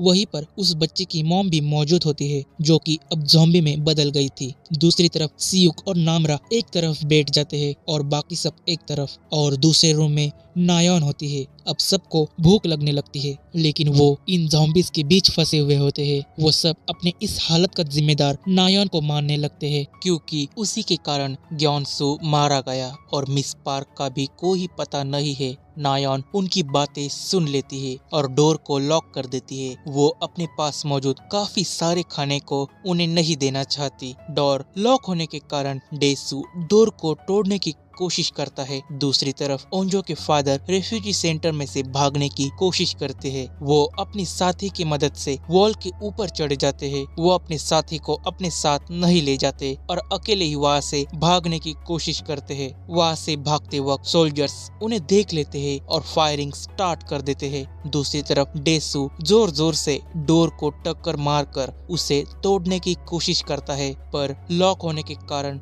वो उसे तोड़ नहीं पाता। बार बार टकराने से वहाँ पर साउंड क्रिएट होने लगता है और ज़ॉम्बीज उनके तरफ अट्रैक्ट होने लगते हैं। इसलिए सब डेसू को रोक लेते हैं। वहीं पर जिमिन के हाथ एक कैमरा लग जाता है जो चोंगसैन ने ज़ॉम्बी के पास से लिया था। जिमिन रोते हुए उस कैमरा को ऑन कर लेती है और खुद की ही रिकॉर्डिंग स्टार्ट कर देती है। वो अपनी मन की बातों को उस कैमरा में रिकॉर्ड करने लगती है। बाकी के सारे स्टूडेंट्स भी उसी की तरह अपने मन की बातों को उस कैमरा में बोलकर अपने मन को हल्का कर लेते हैं। चोंगसैन, डेसू, हर कोई अपनी वीडियो को रिकॉर्ड कर लेता है। ओंजो भी अपने फादर को याद करने लगती है। दूसरी तरफ ओंजो के फादर अपनी जान बचाकर वहां से भागने की कोशिश करते हैं। बुलेट्स को डॉज कर वो रिवर के अंदर कूद जाते हैं। सोल्जर्स अपनी फायरिंग जारी रखते हैं और पानी के अंदर ओंजो के फादर को एक बुलेट लग जाती है। इसी के साथ ये एपिसोड भी यहीं पर खत्म हो जाता है। एपिसोड के स्टार्ट में सोल्जर्स के ग्रुप को सिटी में फंसे हुए सिटीजन्स को रेस्क्यू करने के लिए भेजा जाता है। उनमें से एक सोल्जर ने छुट्टी ली थी, लेकिन इस इमरजेंसी के कारण वो खुद ही अपनी छुट्टी रद्द कर देता है। इसलिए उसकी मॉम उसे कॉल कर उसे घर आने के लिए कहती है, पर वो सोल्जर उसे झूठ बोलकर इस रेस्क्यू मिशन पर चला जाता है। सिटी में सोल्जर्स कुछ लोगों को रेस्क्यू कर लेते हैं।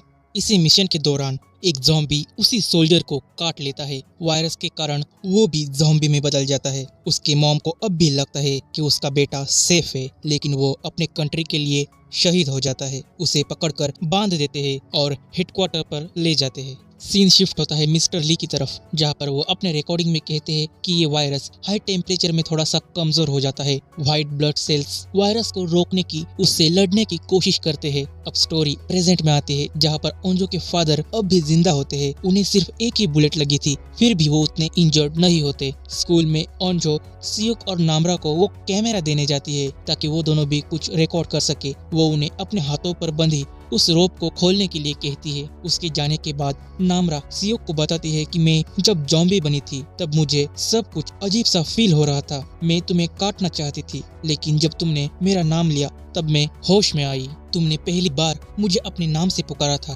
सियुक भी अपने मन की बात नामरा को बता देता है कि मैं तुम्हें पसंद करता हूँ, और नामरा भी अपनी फीलिंग्स कैमरा के सामने कन्फेस कर देती है कि मैं भी तुम्हें पसंद करती हूँ। नीचे योनजी एक रूम में जाते हैं जहाँ पर उसके टीचर मौजूद होते हैं। उसे ये बात अपने ज़ॉम्बी पावर्स की मदद से पता चली थी कि वहाँ पर कोई तो प्रेजेंट है। वो वहाँ पर मौजूद फिश टैंक में से फिशेस को कच्ची खाने लगती है। उसे देखकर उनका टीचर डर जाता है और उसे मारने के लिए आगे बढ़ता है, पर योनजी उसे ही मार देती है। इसी टीचर ने उसके हैरेसमेंट वाले मैटर को दबाने की कोशिश की थी। ऊपर नामरा भी योनजी और ग्विनाम की तरह ही इस वायरस के म्यूटेशन का शिकार हुई थी, इसलिए अब वो छोटी से छोटी आवाज को भी सुन पाती है। इसी बीच ओंजो को एक आइडिया आता है कि वो सब यहाँ से कैसे बचकर जाएंगे। नीचे ग्विनाम भी अपने पावर से सेंस कर लेता है कि वहाँ पर कोई तो मौजूद है। वो उसी के गैंग का बॉस होता है जो कि ट्रक के नीचे छिपा हुआ था। वो ग्विनाम को ज़ॉम्बीज का ध्यान भटकाने के लिए कहता है ताकि वो वहाँ से भाग सके। ग्वीनाम की वो काफी ज्यादा इंसल्ट कर देता है। इसी कारण वो गुस्से में आकर उसे बाहर खींच लेता है और उसका हाथ तोड़ देता है। ग्वीनाम उसे ज़ॉम्बीज़ के आगे फेंक देता है, जिसके कारण वो भी मारा जाता है। ऊपर ओंजो उन्हें कहते हैं कि हम सब इस क्लासरूम में फर्नीचर की मदद से एक बैरिकेड को बनाएंगे और टीवी पर हाई वॉल्यूम में एक सॉन्ग को प्ले करेंगे, जिसके कारण सारे ज़ॉम्बीज़ क्लासरूम के एक तरफ जमा हो जाएंगे और हम सब उन्हें वहाँ फंसाकर पिछले डोर में से रूफ की तरफ भाग जाएंगे। वो सब काम पर लग जाते हैं। ओंजो सियोक और नामरा के हाथ पर बंधी उस रस्सी को खोल देती है। उन सब का भरोसा अब नामरा पर होता है। दूसरी तरफ ओंजो के फादर पुलिस स्टेशन पहुंच जाते हैं और अपने इंजरी पर फर्स्ट एड ट्रीटमेंट कर पुलिस स्टेशन में से एक शॉटगन को लेकर अपनी बेटी को बचाने के लिए स्कूल की तरफ चले जाते हैं। स्कूल में सभी मिलकर फर्नीचर की मदद से एक मजबूत दीवार बना देते हैं। नीचे ट्रेनिंग रूम में मिजिन अपने इंजर्ड दोस्त को उठाने के लिए एक स्ट्रेचर बनाती है और वो सब स्कूल से भागने की कोशिश करते हैं,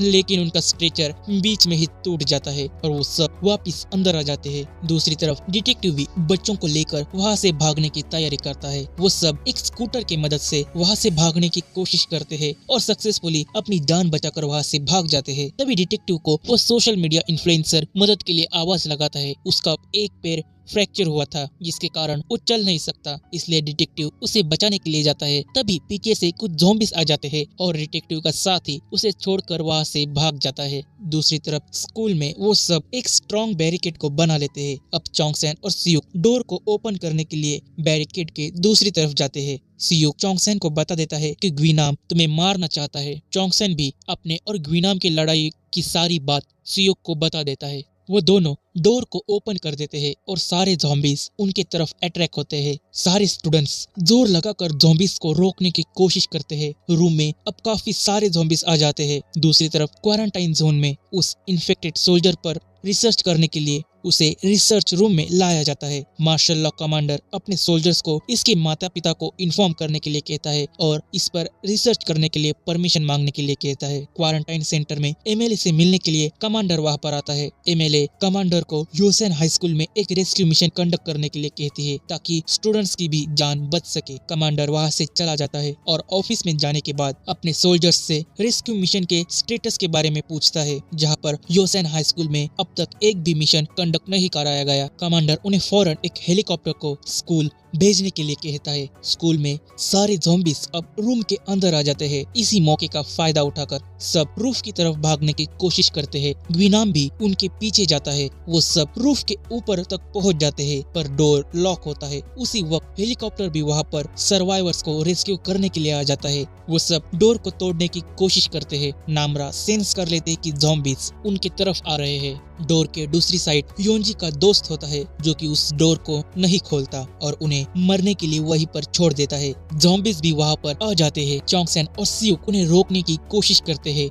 वो सब ज़ॉम्बीज़ के ऊपर एक प्लास्टिक की शीट डाल देते हैं और उन्हें उसी के अंदर फंसाने की कोशिश करते हैं। ऊपर हेलीकॉप्टर भी उन सब को रेस्क्यू करने के लिए आ जाता है और सोल्जर्स योंजी के दोस्त के पास जाते हैं और उसे बचा लेते हैं। नीचे ग्वीनाम भी उन सब के सामने आ जाता है और उसे देखकर चोंगसेन भी घबरा जाता है। इसी के साथ ये एपिसोड 7 यहीं पर खत्म हो जाता है। एपिसोड के स्टार्ट में सर्वाइवर्स को रेस्क्यू करने के लिए स्कूल के पास एक हेलीकॉप्टर आता है। नीचे योंजी बेफिक्र होकर स्कूल से बाहर निकल रही थी। उसने स्कूल में आग लगा दी थी और ये सब कर उसे सुकून मिलता है। वो सब लोग जिन्होंने योंजी को हैरेस किया था, वो सब अब ज़ॉम्बी में बदल गए थे। उन्हें देखकर योंजी को खुशी मिलती है। ऊपर सभी मिलकर ज़ॉम्बीज़ को रोक रहे थे। रूफ पर सोल्जर्स योंजी के दोस्त को रेस्क्यू कर लेते हैं। योंजी का दोस्त सोल्जर्स से झूठ बोलता है कि यहाँ पर कोई भी जिंदा नहीं बचा है, जबकि दूसरे स्टूडेंट्स ठीक डोर की दूसरी तरफ अभी भी अलाइव होते हैं। कोई भी सर्वाइवर ना होने के कारण हेलीकॉप्टर वहां से चला जाता है। ज़ॉम्बीज़ उन सारे स्टूडेंट्स पर हमला कर रहे थे।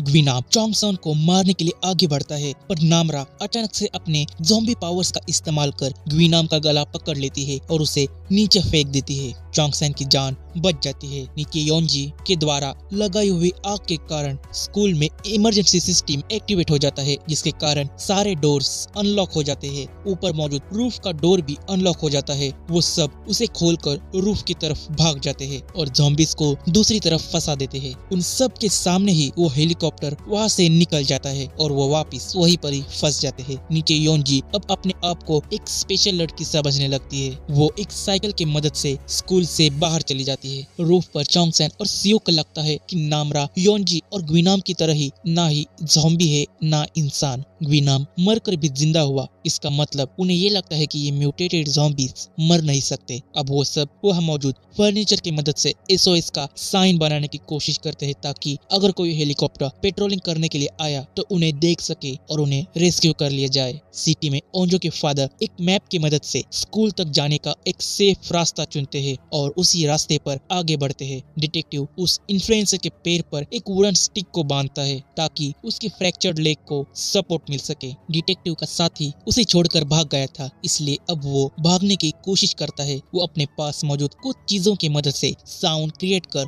ज़ॉम्बीज को दूसरी तरफ अट्रैक्ट करने की कोशिश करता है ताकि वो वहाँ से भाग सके। तभी डिटेक्टिव का दोस्त जो भाग गया था वो एक बस को लेकर आ जाता है। डिटेक्टिव उस बस के ऊपर कूद जाता है और वो उस इन्फ्लुएंसर को भी आने के लिए कहता है। पहले तो वो मना कर देता है, लेकिन जब वो सब बस को आगे बढ़ाते हैं तो वो उस बस पर कूद जाता है और वो सब वहाँ से बचकर भाग जाते हैं। दूसरी तरफ स्कूल में सब मिलकर आग जलाने की कोशिश करते हैं क्योंकि शाम होने वाली थी और रात को टेम्परेचर बहुत ही ज्यादा गिर जाता है। वो सब लकड़ियों के बीच फ्रिक्शन क्रिएट कर आग जलाने की कोशिश करते हैं। काफी मेहनत करने के बाद भी वो सब आग नहीं जला पाते। तभी नामरा अपने पास मौजूद एक लाइटर को उन्हें देती है। वो कहती है कि मुझे स्मोकिंग की आदत है, इसलिए मैं एक लाइटर अपने पास हमेशा रखती हूँ। उसके पास लाइटर को देखकर वो सब चौंक जाते हैं। दूसरी तरफ डिटेक्टिव बस में सिटी के बाहर निकलने की कोशिश करता है। तभी योनजी उनके बस से टकरा जाती है और दूर जाकर गिर जाती है। डिटेक्टिव उसे संभालने जाता है। योनजी म्यूटेटेड ज़ॉम्बी होने के कारण नहीं मरती। तभी मिलिट्री के सोल्जर्स उन पर फायरिंग शुरू कर देते हैं क्योंकि उन सबको लगा कि वो सब एक ज़ॉम्बीज है। पर डिटेक्टिव अपने पुलिस ऑफिसर होने के प्रूफ को दिखाकर अपनी आइडेंटिटी रिवील कर उन्हें फायरिंग रोकने के लिए कहता है और उनसे कहता है कि हम सब ज़ॉम्बीज नहीं इंसान है। ट्रेनिंग सेंटर में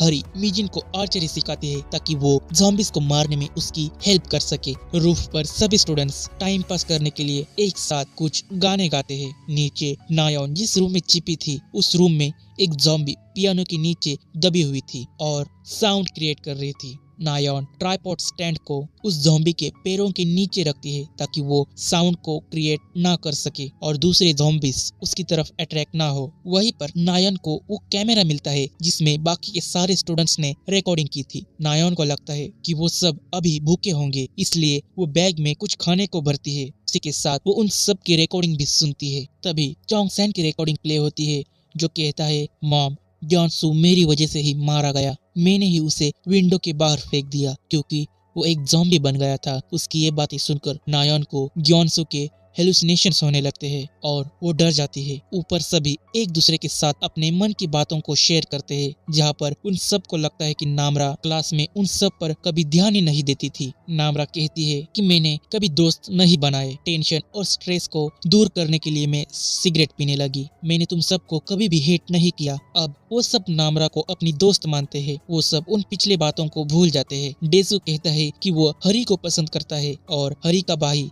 ये बात सुनकर डेसू के साथ मजाक मजाक में ही लड़ने लगता है। नीचे नायन को अब भी विजन्स आते हैं जहाँ पर नायन को मिस पार्क ने ही बचा लिया था, पर वो ज़ॉम्बीज का शिकार बन गई थी। वो नायन को जिंदा रहने के लिए कहती है और अपने फ्रेंड्स के पास वापस जाने के लिए कहती है, उनकी मदद करने के लिए कहती है। ये बात कहकर वो ज़ॉम्बी में बदल जाती है। इन सब बातों को याद कर नायन अपने दोस्तों के लिए वो सभी खाने को इकट्ठा कर वहाँ से भागने की कोशिश करती है। तभी उस रूम में ग्विनाम उसके सामने आ जाता है। वो ज़ॉम्बी की तरह नहीं लग रहा था, इसलिए नायन थोड़ी सी रिलैक्स फील करती है। तभी ग्विनाम अचानक से नायन को पकड़ लेता है और उसे मार देता है। ऊपर चोंगसेन सभी के सामने ये बात कन्फेस कर लेता है कि वो ओंजो को पसंद करता है। ओंजो को लगता है कि चोंगसेन उसका बचपन का दोस्त है, बचपन से ही वो लोग बेस्ट फ्रेंड्स थे, और अचानक से ये बात जानकर कि वो उसे पसंद करता है ओंजो शॉक में चली जाती है। नीचे ग्विनाम एक पाइपलाइन की मदद से रूफ के ऊपर चढ़ने की कोशिश करता है। रूफ पर चोंगसेन ओंजो के पास जाता है उसे संभालने के लिए, लेकिन वो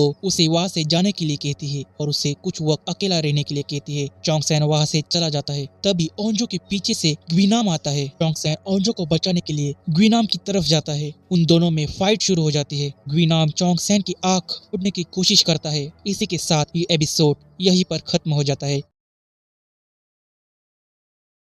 एपिसोड के स्टार्ट में चोंगसेन ग्विनाम के साथ लड़ रहा था, जहां पर चोंगसेन को बचाने के लिए सियुक वहां पर आता है, लेकिन ओवर पावर्ड ग्विनाम के आगे टिक नहीं पाता। ग्विनाम सबको वार्न करता है कि चोंगसेन को छोड़कर यहाँ से भाग जाओ वरना मैं सबको मार दूंगा, लेकिन सब चोंगसेन का साथ देते हैं। वो सब मिलकर ग्विनाम का मुकाबला करते हैं, लेकिन उसके सामने एक मिनट भी टिक नहीं पाते। सियुक अपने फाइटिंग स्किल के साथ ग्विनाम को रोकने की कोशिश करता है, लेकिन उसके सामने टिक नहीं पाता। नामरा अपने ज़ॉम्बी पावर्स का यूज कर ग्विनाम पर हमला करती है। ग्विनाम उसे कहता है कि देख, हम दोनों एक जैसे ही है, उनके तरफ से क्यों लड़ रही है। नामरा उसके बातों पर ध्यान नहीं देती और सियुक की मदद से ग्विनाम को बिल्डिंग के ऊपर से नीचे फेंक देती है। सभी की हालत लड़ाई के कारण खराब हो जाती है। ऊपर से गिरने के बावजूद ग्विनाम अब भी जिंदा होता है। रेफ्यूजी कैंप में मौजूद रिसर्च लैब में उस इन्फेक्टेड सोल्जर पर रिसर्च शुरू की जाती है। ये वायरस रैपिडली खुद को चेंज कर रहा था, इसलिए वो इस वायरस की वैक्सीन नहीं बना पा रहे थे। इसी बीच कमांडर को उनका ऑफिसर इन्फॉर्म करता है कि योसेन सिटी के सर्वाइवर ने इस वायरस के बारे में कुछ इन्फो दी है। वो डिटेक्टिव ही होता है। वो कहता है कि योसेन हाई स्कूल में मौजूद एक साइंस लैब में एक लैपटॉप है, उसी में इस वायरस को लेकर सारी इंफॉर्मेशन मौजूद है। इस वायरस को उसी के स्कूल के टीचर ने बनाया था। इस वायरस का नाम उसने जोनस वायरस रखा। कमांडर तुरंत स्कूल से उस लैपटॉप को लाने का ऑर्डर देता है। रेफ्यूजी कैंप में योंजी को अपना दोस्त दिखाई देता है। वो उससे मिलने जाती है। उसका दोस्त उसे देखकर डर जाता है। योंजी उसे कहती है कि मुझे जोर से भूख लगी है और मैं तुम्हें खाना चाहती हूँ। ये सुनकर उसका दोस्त और भी ज्यादा डर जाता है। स्कूल में स्टूडेंट्स सब डरे हुए थे, क्योंकि उन्हें लगता है कि शायद नामरा भी ग्विनाम की तरह ही उन्हें मारने की कोशिश करेगी, क्योंकि वो अब एक म्यूटेटेड ज़ॉम्बी बन चुकी थी। नामरा उन्हें भरोसा दिलाती है कि वो उन्हें नहीं मारेगी। वो कहती है कि लाइफ में पहली बार मैंने फ्रेंड्स बनाए हैं और यहाँ पर अपने फ्रेंड्स के साथ कैंप फायर को एंजॉय कर रही हूँ। ये सब खत्म होने के बाद मैं फिर से तुम सब के पास वापस कैंप फायर के सामने बैठकर मस्ती करना चाहूंगी। उसकी ये बात सुनकर उन सबको अच्छा लगता है। वो सब एक साथ रहने का वादा करते हैं। तभी नामरा को हेलीकॉप्टर की आवाज सुनाई देती है और उनकी तरफ एक हेलीकॉप्टर सच में आ रहा था। वो उनके स्कूल में लैपटॉप को लेने आए थे। सबसे पहले सारे सोल्जर्स उनके टेम्परेचर को चेक करते हैं और कंफर्म करते हैं कि उनमें कोई ज़ॉम्बी तो मौजूद नहीं है। जहाँ पर नामरा का टेम्परेचर कम होता है, फिर भी वो पता नहीं लगा पाते कि वो ज़ॉम्बी है या नहीं। सोल्जर्स सबसे पहले लैपटॉप को रिकवर करने जाते हैं। मिजिन और हरी ट्रेनिंग सेंटर में रूफ के ऊपर जाने का डिसीजन लेते हैं, ताकि आया हुआ हेलीकॉप्टर उन्हें भी रेस्क्यू कर ले। सोल्जर लैपटॉप में से सारे डेटा को रिकवर कर लेता है। कमांडर सारे सर्वाइवर्स को रेस्क्यू कर सोल्जर्स को वहाँ से निकलने के लिए कहता है। तभी उनका एक ऑफिसर कमांडर को एक म्यूटेटेड ज़ॉम्बी के बारे में इन्फॉर्म करता है, जो कि योंजी होती है। उसने अपने ही दोस्त को मार दिया था। कमांडर को अब पता चलता है कि कुछ लोग इस वायरस से इन्फेक्टेड होने के बावजूद वो सिम्टम्स को शो नहीं करते। कमांडर तुरंत रेस्क्यू मिशन को कैंसिल करने के लिए कहता है और उन सभी सर्वाइवर्स को मारने के लिए कहता है। उन सभी स्टूडेंट्स को वापस नीचे उतार दिया जाता है और सोल्जर्स वहाँ से निकल जाते हैं। वो सभी स्टूडेंट्स सोल्जर्स से रिक्वेस्ट करते हैं कि प्लीज उन्हें भी अपने साथ ले जाए, लेकिन वो सोल्जर उन्हें ऑर्डर के हिसाब से नहीं मारता और उनसे माफी मांगकर वहाँ से निकल जाता है। मिजिन और हरी भी हेलीकॉप्टर की तरफ मदद के लिए सिग्नल देते हैं, लेकिन हेलीकॉप्टर उन्हें इग्नोर कर वहाँ से चला जाता है। अब सारे स्टूडेंट्स बचने की उम्मीद को खो देते हैं। क्वारंटाइन सेंटर में एमएलए को इंटरोगेशन के लिए लाया जाता है, क्योंकि उनका साथी यानी ओंजो के फादर रेफ्यूजी सेंटर में से भाग गए थे। एमएलए कहती है कि मैंने ही उन्हें यहाँ से जाने के लिए कहा। ये सारी मेरी ही प्लानिंग थी। फायर फाइटर की बेटी योसेन हाई स्कूल में फंसी हुई थी और उन्हें बचाने के लिए कोई भी नहीं गया, इसलिए मैंने उनकी हेल्प की ताकि वो अपनी बेटी को बचा सके। सिटी में ओंजो के फादर ज़ॉम्बी से बचते हुए आगे बढ़ रहे थे। तभी एक आदमी उनके पास मदद मांगते हुए आता है। उसकी वाइफ जो कि प्रेग्नेंट थी, एक्सीडेंट के कारण कार में ही फंस गई थी, जिसकी वजह से वो कार के अंदर ही तड़प रही थी। ओंजो के फादर डोर को तोड़ने की कोशिश करते हैं, लेकिन फेल हो जाते हैं। वो उस आदमी को रेस्क्यूअर्स का वेट करने के लिए कहते हैं और सिक्योरिटी के लिए अपने पास मौजूद गन और कुछ खाने को उसे देते हैं, लेकिन वो आदमी वो गन सीधा उन्हीं पर तान देता है और मदद करने के लिए फोर्स करता है। ओंजो के फादर कहते हैं कि मेरी भी बेटी स्कूल में फंसी हुई है, मुझे उसे बचाने के लिए जाना है। ये बात कहकर वो वहाँ से चले जाते हैं और वो आदमी भी फायर नहीं करता। रिसर्च लैब में योंजी को बांध दिया जाता है। उन्हें पता चलता है कि वायरस म्यूटेशन का रिजल्ट है, इसलिए टेस्ट से भी पता नहीं चलता कि कौन इन्फेक्ट है और कौन नहीं। इसलिए कमांडर सभी रिफ्यूजीज पर कड़ी नजर रखने के लिए कहता है। क्वारंटाइन सेंटर में एमएलए और उनके साथी खुश होते हैं क्योंकि एमएलए ने जिन भी बातों को इंटरोगेशन के दौरान कन्फेस किया था कि वो सभी बातें झूठ थी, क्योंकि उन्होंने ओंजो के फादर की कभी हेल्प की ही नहीं। उन्होंने इस सिचुएशन का इस्तेमाल अपने फायदे के लिए किया ताकि पब्लिक में वो एक हीरो बन जाए और उन्हें इलेक्शन में ज्यादा से ज्यादा वोट मिल सके। तभी वहाँ पर सोल्जर्स आते हैं जो कि उन सबको एक स्पेशल क्वारंटाइन सेंटर ले जाने आए थे। वो उन्हें हथकड़ी पहनाने के लिए आगे बढ़ते हैं, पर एमएलए के साथ ही उन्हें आगे बढ़ने से रोक लेते हैं। उन्हें लगता है कि एमएलए को हथकड़ी पहनाना उनका अपमान करने जैसा होगा, लेकिन सोल्जर्स उन सबको पीट देते हैं और उन्हें हाथों पर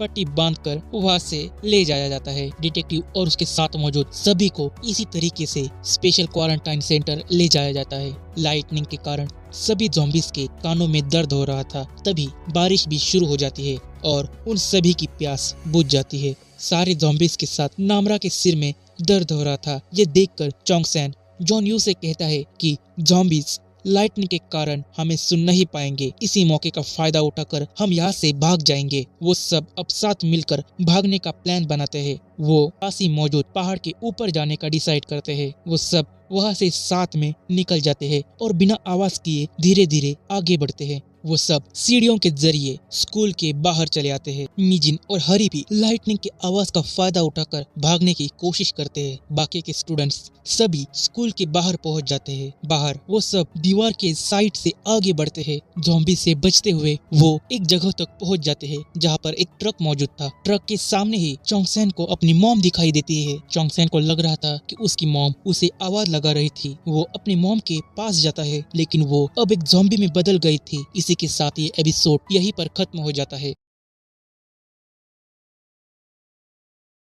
एपिसोड के स्टार्ट में अंजू चोंगसेन को अपने इन्फेक्टेड मॉम के पास जाने से रोक लेती है। डेसू उसे ज़ॉम्बी समझकर उसके मॉम को मारने की कोशिश करता है, लेकिन चोंगसेन उसे रोक लेता है और उसे मारने लगता है। सियुक और अंजू उसे पकड़ लेते हैं और उन सबको पता चल जाता है कि वो ज़ॉम्बी चोंगसेन की मदर है। उनकी तरफ कुछ ज़ॉम्बीज अट्रैक्ट होकर उन पर हमला करने के लिए आते हैं, इसलिए सब वहाँ से भाग जाते हैं। चोंगसेन अब भी अपने मॉम को खोने के गम में डूबा होता है, पर अंजू उसे संभाल कर वहाँ से ले जाती है। मिजिन और हरी वहाँ से भागने की कोशिश कर रहे थे। उनका इंजर्ड साथी भी उनके साथ होते हैं। दूसरी तरफ भागते वक्त उनमें से एक स्टूडेंट नीचे गिर जाती है। वो जिमिन को मदद के लिए आवाज लगाती है, लेकिन वो उसे छोड़कर वहाँ से भाग जाती है। पीछे से ज़ॉम्बीज आ रहे थे। तभी वहाँ पर हरी का भाई आकर उसे बचा लेता है, लेकिन वहाँ पर और भी ज्यादा ज़ॉम्बीज आ जाते हैं। लेकिन तभी हरी वहाँ आकर उनकी जान बचा लेती है। जिमिन अपने दोस्तों से भागते वक्त अलग हो गई थी। उस पर ज़ॉम्बीज हमला कर देते हैं। दूसरी तरफ सभी लोग वापस से ट्रेनिंग सेंटर में पहुंच जाते, जहां पर अंदर ज़ॉम्बीज पहले से ही मौजूद होते हैं। इसलिए वो सब पास ही मौजूद एक रूम की तरफ चले जाते हैं, जहां पर हरी का दोस्त बाहर भाग जाता है और मिजिन का दोस्त अपनी जान देकर उन सब की जान बचा लेता है। हर कोई डरा हुआ और दुखी होता है क्योंकि हर किसी ने अपने चाहने वाले को खो दिया था। बाहर जिमिन को भी ज़ॉम्बीज मार देते हैं। रेफ्यूजी कैंप में कमांडर मिस्टर ली के रिकॉर्डेड फुटेजेस को देख रहा था। मिस्टर ली कहते हैं कि जोनस वायरस रैपिडली खुद को इवॉल्व कर रहा था, इसलिए इसकी वैक्सीन नहीं बनाई जा सकती। हमें इस वायरस को नष्ट करने के लिए हर एक इन्फेक्टेड बॉडी को जलाना होगा, यानी सारे इन्फेक्टेड लोगों को मारना होगा। दूसरी तरफ एमएलए का पार्टी लीडर उसे रेजिग्नेशन लेटर देने आता है और उसे उस पर साइन करने के लिए कहता है। योसेन सिटी में कुछ तो बड़ा होने वाला था, इसलिए वो अपने पार्टी का नाम खराब नहीं करना चाहता। वो एमएलए को अपनी पार्टी में से निकालना चाहता है। दूसरी तरफ ओंजो के फादर एक शॉप में एंटर करते हैं और वहाँ मौजूद कुछ रिबन बंडल्स को अपने साथ रखते हैं। स्कूल में चोंगसेन जीने की उम्मीद खो देता है, पर ओंजो उसे जीने के लिए कहती है क्योंकि उसे चाहने वाले अब भी जिंदा है। पहाड़ पर ओंजो के फादर रिबन की मदद से रास्ते पर एक साइन बना रहे थे ताकि लौटते वक्त उन्हें रास्ता मिल सके। तभी उनका पैर फिसल जाता है और वो नीचे गिर जाते हैं और सीधा पेड़ से टकरा जाते हैं। दूसरी तरफ डेसू, जो कि हरी को पसंद करता था, अपने मन की बात उसे बोल देता है और सब लोग उसका मजाक उड़ाने लगते हैं। हरी और डेसू की लड़ाई देखकर सियुक को एक आइडिया आता है। दूसरी तरफ ग्विनाम फिर से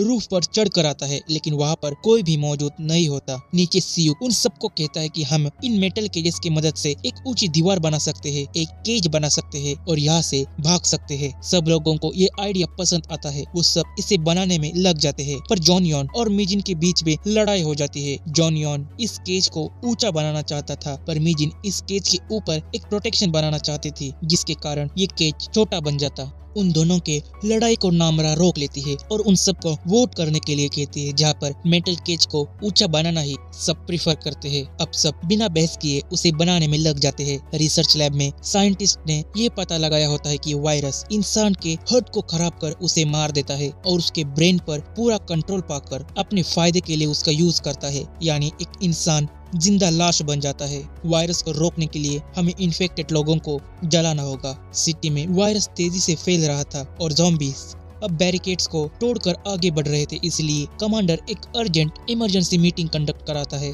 दूसरी तरफ चोंगसेन को एक चॉकलेट मिलती है और वो सब उसे मिल बांट कर खाते हैं। आखिर में डेसू बची हुई सारी चॉकलेट खा जाता है और जुनियोंग को कुछ नहीं मिलता। अब वो सब सेफ्टी इक्विपमेंट्स को पहनकर दरवाजा खोल देते हैं। बनाए हुए बैरिकेड के बीच में वो सब छिप जाते हैं। सियुक, चोंगसेन और हरी अंदर से ज़ॉम्बीज पर हमला करते हैं। वो सब किसी तरीके से तो आगे बढ़ने की कोशिश कर रहे थे, तभी मिजिन पर एक ज़ॉम्बी हमला कर देता है, पर जुनियोन उसे बचा लेता है। इसी बीच वो ज़ॉम्बी उसे काट लेता है। ये बात जानकर जोनियोन अपनी जान अपने दोस्तों के लिए कुर्बान कर देता है और उन सबको बाहर निकालने की कोशिश करता है। वो सब बैरिकेड्स को जोर से धक्का देते हैं और डोर के पास पहुंचने की कोशिश करते हैं। इसी बीच इन्फेक्टेड जोनियोंग ज़ॉम्बी में बदल जाता है। दूसरी तरफ मीटिंग में कमांडर को ये पता चलता है कि इस वायरस को अगर नहीं रोका गया तो कुछ ही दिनों में ये पूरे कंट्री में फैल सकता है। इसलिए ना चाहते हुए भी कमांडर योसेन सिटी में बॉम्ब गिराने का डिसीजन लेता है। दूसरी तरफ ओंजो के फादर स्कूल के पास मौजूद अंडर कंस्ट्रक्शन बिल्डिंग में पहुंच जाते हैं, जहां पर ज़ॉम्बीज उन पर हमला कर देते हैं। स्कूल में सभी स्टूडेंट्स डोर के पास पहुंच जाते हैं, पर वो डोर बाहर से लॉक होता है। वो उस डोर को तोड़ने की कोशिश करते हैं। ज़ॉम्बीज उन पर काफी पावरफुल हमला कर रहे थे। ओंजो उस डोर को तोड़ने की कोशिश कर रही थी, तभी उसके फादर बाहर से डोर को खोल देते हैं। उसे यकीन था कि उसके फादर उसे बचाने जरूर आएंगे। वो अपने फादर को गले लगा लेती है। इसी के साथ ही एपिसोड यहीं पर खत्म हो जाता है। एपिसोड के स्टार्ट में ओंजो के फादर अपने बेटी को बचाने के लिए आ गए थे। ट्रेनिंग सेंटर में से सारे स्टूडेंट्स बाहर निकल जाते हैं। दूसरी तरफ ग्विनाम उन सभी के आवाज को फॉलो करते हुए ट्रेनिंग सेंटर की दूसरी तरफ पहुंच गया था, जहां पर हरी का दोस्त छिपा हुआ था। ग्विनाम उसके पास से चोंगसेन की स्मेल को सेंस कर लेता है। वो उसे चोंगसेन का पता पूछता है, लेकिन उसे चोंगसेन के बारे में कुछ भी मालूम नहीं होता। वो उसे जानता तक नहीं था। गुस्से में ग्विनाम उसे काट लेता है। दूसरी तरफ ओंजो के फादर सब स्टूडेंट्स को यहाँ से भागने का रास्ता बताते हैं, जो कि पहाड़ के ऊपर था, और वहाँ से दूसरी तरफ सिटी में बाहर जाने के लिए भी उन्होंने साइंस लगा दिए थे। वो सब बाहर निकलते हैं, लेकिन आगे जाकर वो प्लेग्राउंड के अंदर फंस जाते हैं। ज़ॉम्बीज उन पर चारों तरफ से हमला कर देते हैं। ओंजो के फादर सारे ज़ॉम्बीज को इमरजेंसी फ्लैश सिग्नल की तरफ अट्रैक्ट करते हैं और सीटी बजाकर उन सब का ध्यान भटकाने की कोशिश करते हैं। इसी बीच एक ज़ॉम्बी उन्हें काट लेता है, इसलिए वो अपनी कुर्बानी देकर अपनी बेटी के साथ साथ उन सभी की जान बचा लेता है। ओंजो अपने आंखों के सामने ही अपने फादर को खो देती है। वो सब भागते हुए स्कूल के पास मौजूद अंडर कंस्ट्रक्शन बिल्डिंग के पास पहुंच जाते हैं, जहां पर बहुत सारे ज़ॉम्बीज मौजूद थे। फिर भी वो सब बाहर मौजूद एक वुडन बेस के ऊपर छिप जाते हैं। ओंजो को अब अपने फादर्स के लास्ट विजन्स हॉन्ट करने लगे थे, इसलिए वो सुसाइड करने की कोशिश करती है, पर चोंगसेन उसे रोक लेता है और उसे हरी संभाल लेती है। दूसरी तरफ ओंजो के फादर अब एक ज़ॉम्बी में बदल जाते हैं। ट्रेनिंग सेंटर में हरी का दोस्त धीरे धीरे ज़ॉम्बी में बदल रहा था। मरते वक्त वो ग्विनाम को मारने की कोशिश करता है, लेकिन खुद मारा जाता है। दूसरी तरफ हरी ओंजो से कहती है कि तुम्हारे फादर ने हम सब की जान बचाई अपनी कुर्बानी देकर, हम सब उन्हें कभी नहीं भूल पाएंगे। अगर कोई एक इंसान को याद रखता है, इतने सारे लोग सिर्फ एक ही इंसान को याद रखते हैं, तो वह इंसान जरूर हेवन में जाता है। उसकी ये बात सुनकर ओंजो को थोड़ा सा बेटर फील होता है। अब हरी और मिजिन भागने के लिए रास्ता खोजने जाते हैं। ओंजो चोंगसेन से कहती है कि जब कोई तुम्हारे लिए अपनी जान कुर्बान कर देता है तो हमें उनके लिए जीना पड़ता है। हम चाहकर भी अपनी जान नहीं दे पाते, क्योंकि किसी ने तो हमारे लिए अपनी जान कुर्बान कर दी होती है। चोंगसेन भी उसकी बातों को समझ लेता है और उसे ये सब अब बात करने के लिए नहीं कहता, उसे ये सारी बातें अपने दिमाग से निकालने के लिए कहता है। चोंगसेन उसे कहता है कि तुम्हारी लेफ्ट साइड वाला स्टाइल अच्छा था। ओंजो को कुछ समझ नहीं आता, पर सीरीज की स्टार्ट में उसने चोंगसेन से अपने हेयर स्टाइल के बारे में सजेशन पूछा था। उसका जवाब चोंगसेन अब दे देता है। दूसरी तरफ ग्वीनाम चोंगसेन को खोजते हुए उसके स्मिल को पीछा करते हुए लगभग उनके पास पहुंच गया था। रिसर्च लैब में कमांडर को पता चलता है कि हर एक ज़ॉम्बी साउंड की तरफ अट्रैक्ट होता है। कमांडर अब ड्रोन्स के ऊपर स्पीकर्स को लगाकर ज़ॉम्बीज को 4 मेन स्पॉट्स पर अट्रैक्ट करेगा। उनमें से एक योसेन हाई स्कूल भी होता है। कमांडर ऑर्डर देता है कि बॉम्ब्स ड्रॉप करने से पहले सिटी में वार्निंग अलर्ट जारी किया जाए ताकि सर्वाइवर्स को सिटी छोड़ने का मौका मिल सके। दूसरी तरफ नामरा पर वायरस का असर होने लगता है। वायरस उस पर हावी होने लगता है। वो सियोक को खाने की कोशिश करती है, लेकिन खुद को कंट्रोल करने के लिए वो खुद को ही काट लेती है। सियोक का ध्यान उसके हालत पर जाता है। वो उसे संभालने की कोशिश करता है। हरी और मिजिन भी लौट आते हैं। उन दोनों को बाहर निकलने का कोई भी रास्ता नहीं मिलता। तभी नामरा अपने ज़ॉम्बी पावर्स की मदद से मिलिट्री की वार्निंग को सुन लेती है कि वो सब योसेन हाई स्कूल में बॉम्ब गिराने वाले हैं। उसकी ये बात सुनकर सारे स्टूडेंट्स डर जाते हैं।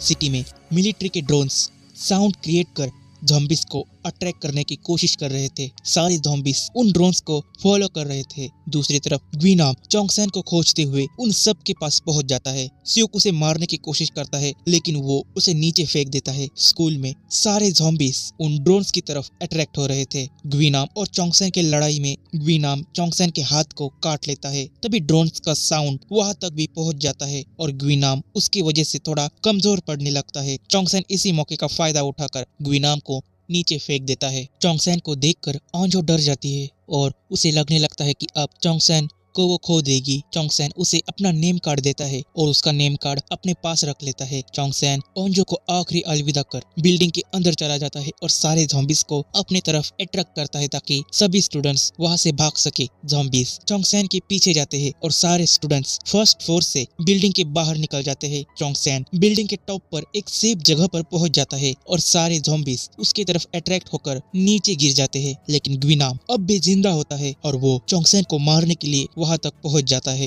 अब उन दोनों में लड़ाई शुरू हो जाती है, जहां पर ग्वीनाम चोंगसेन पर भारी पड़ता है और उसकी एक आंख फोड़ देता है। दूसरी तरफ कमांडर सिटी में चारों मेन जगहों पर बॉम्ब गिराने के ऑर्डर्स देता है और बॉम्ब्स को डिप्लॉय किया जाता है। सब कुछ डिस्ट्रॉय हो जाता है। चोंगसेन ग्वीनाम को अपने सामने लाकर बॉम्ब के इम्पैक्ट को कम करने की कोशिश करता है, लेकिन वो दोनों नीचे गिर जाते हैं। सारे स्टूडेंट्स बॉम्ब के इम्पैक्ट को सर्वाइव कर पाते हैं। दूसरी तरफ कमांडर बचे हुए सारे सर्वाइवर्स को रेस्क्यू करने के ऑर्डर्स देता है। कमांडर अब अपने ऑफिसर को इस मिशन का इंचार्ज बनाकर वहां से चला जाता है। कमांडर एमएलए से मिलने जाता है और योसेन में हुए बॉम्बिंग के बारे में उन्हें इन्फॉर्म करता है। एमएलए उसे मर्डरर कहती है।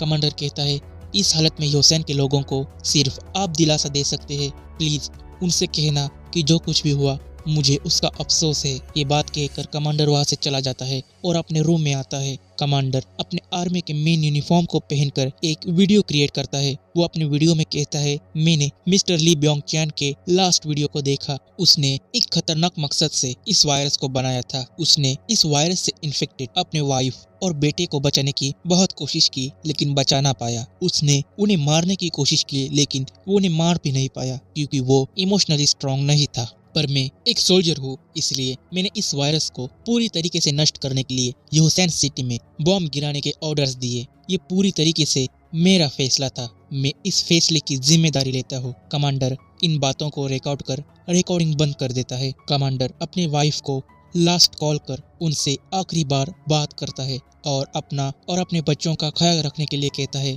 कॉल कट कर कमांडर अपने पास मौजूद गन से सुसाइड कर लेता है। कमांडर लाखों लोगों की मौत का जिम्मेदार बन चुका था और वो इस स्ट्रेस को नहीं झेल पाता, इसलिए वो सुसाइड करने का ही रास्ता चुनता है। सीन शिफ्ट होता है बॉम्बिंग में मरे हुए ज़ॉम्बीज की लाशों की तरफ, जहां पर ओंजो का नेम कार्ड मौजूद होता है जो कि चोंगसेन के पास था। इसी के साथ ये एपिसोड यहीं पर खत्म हो जाता है।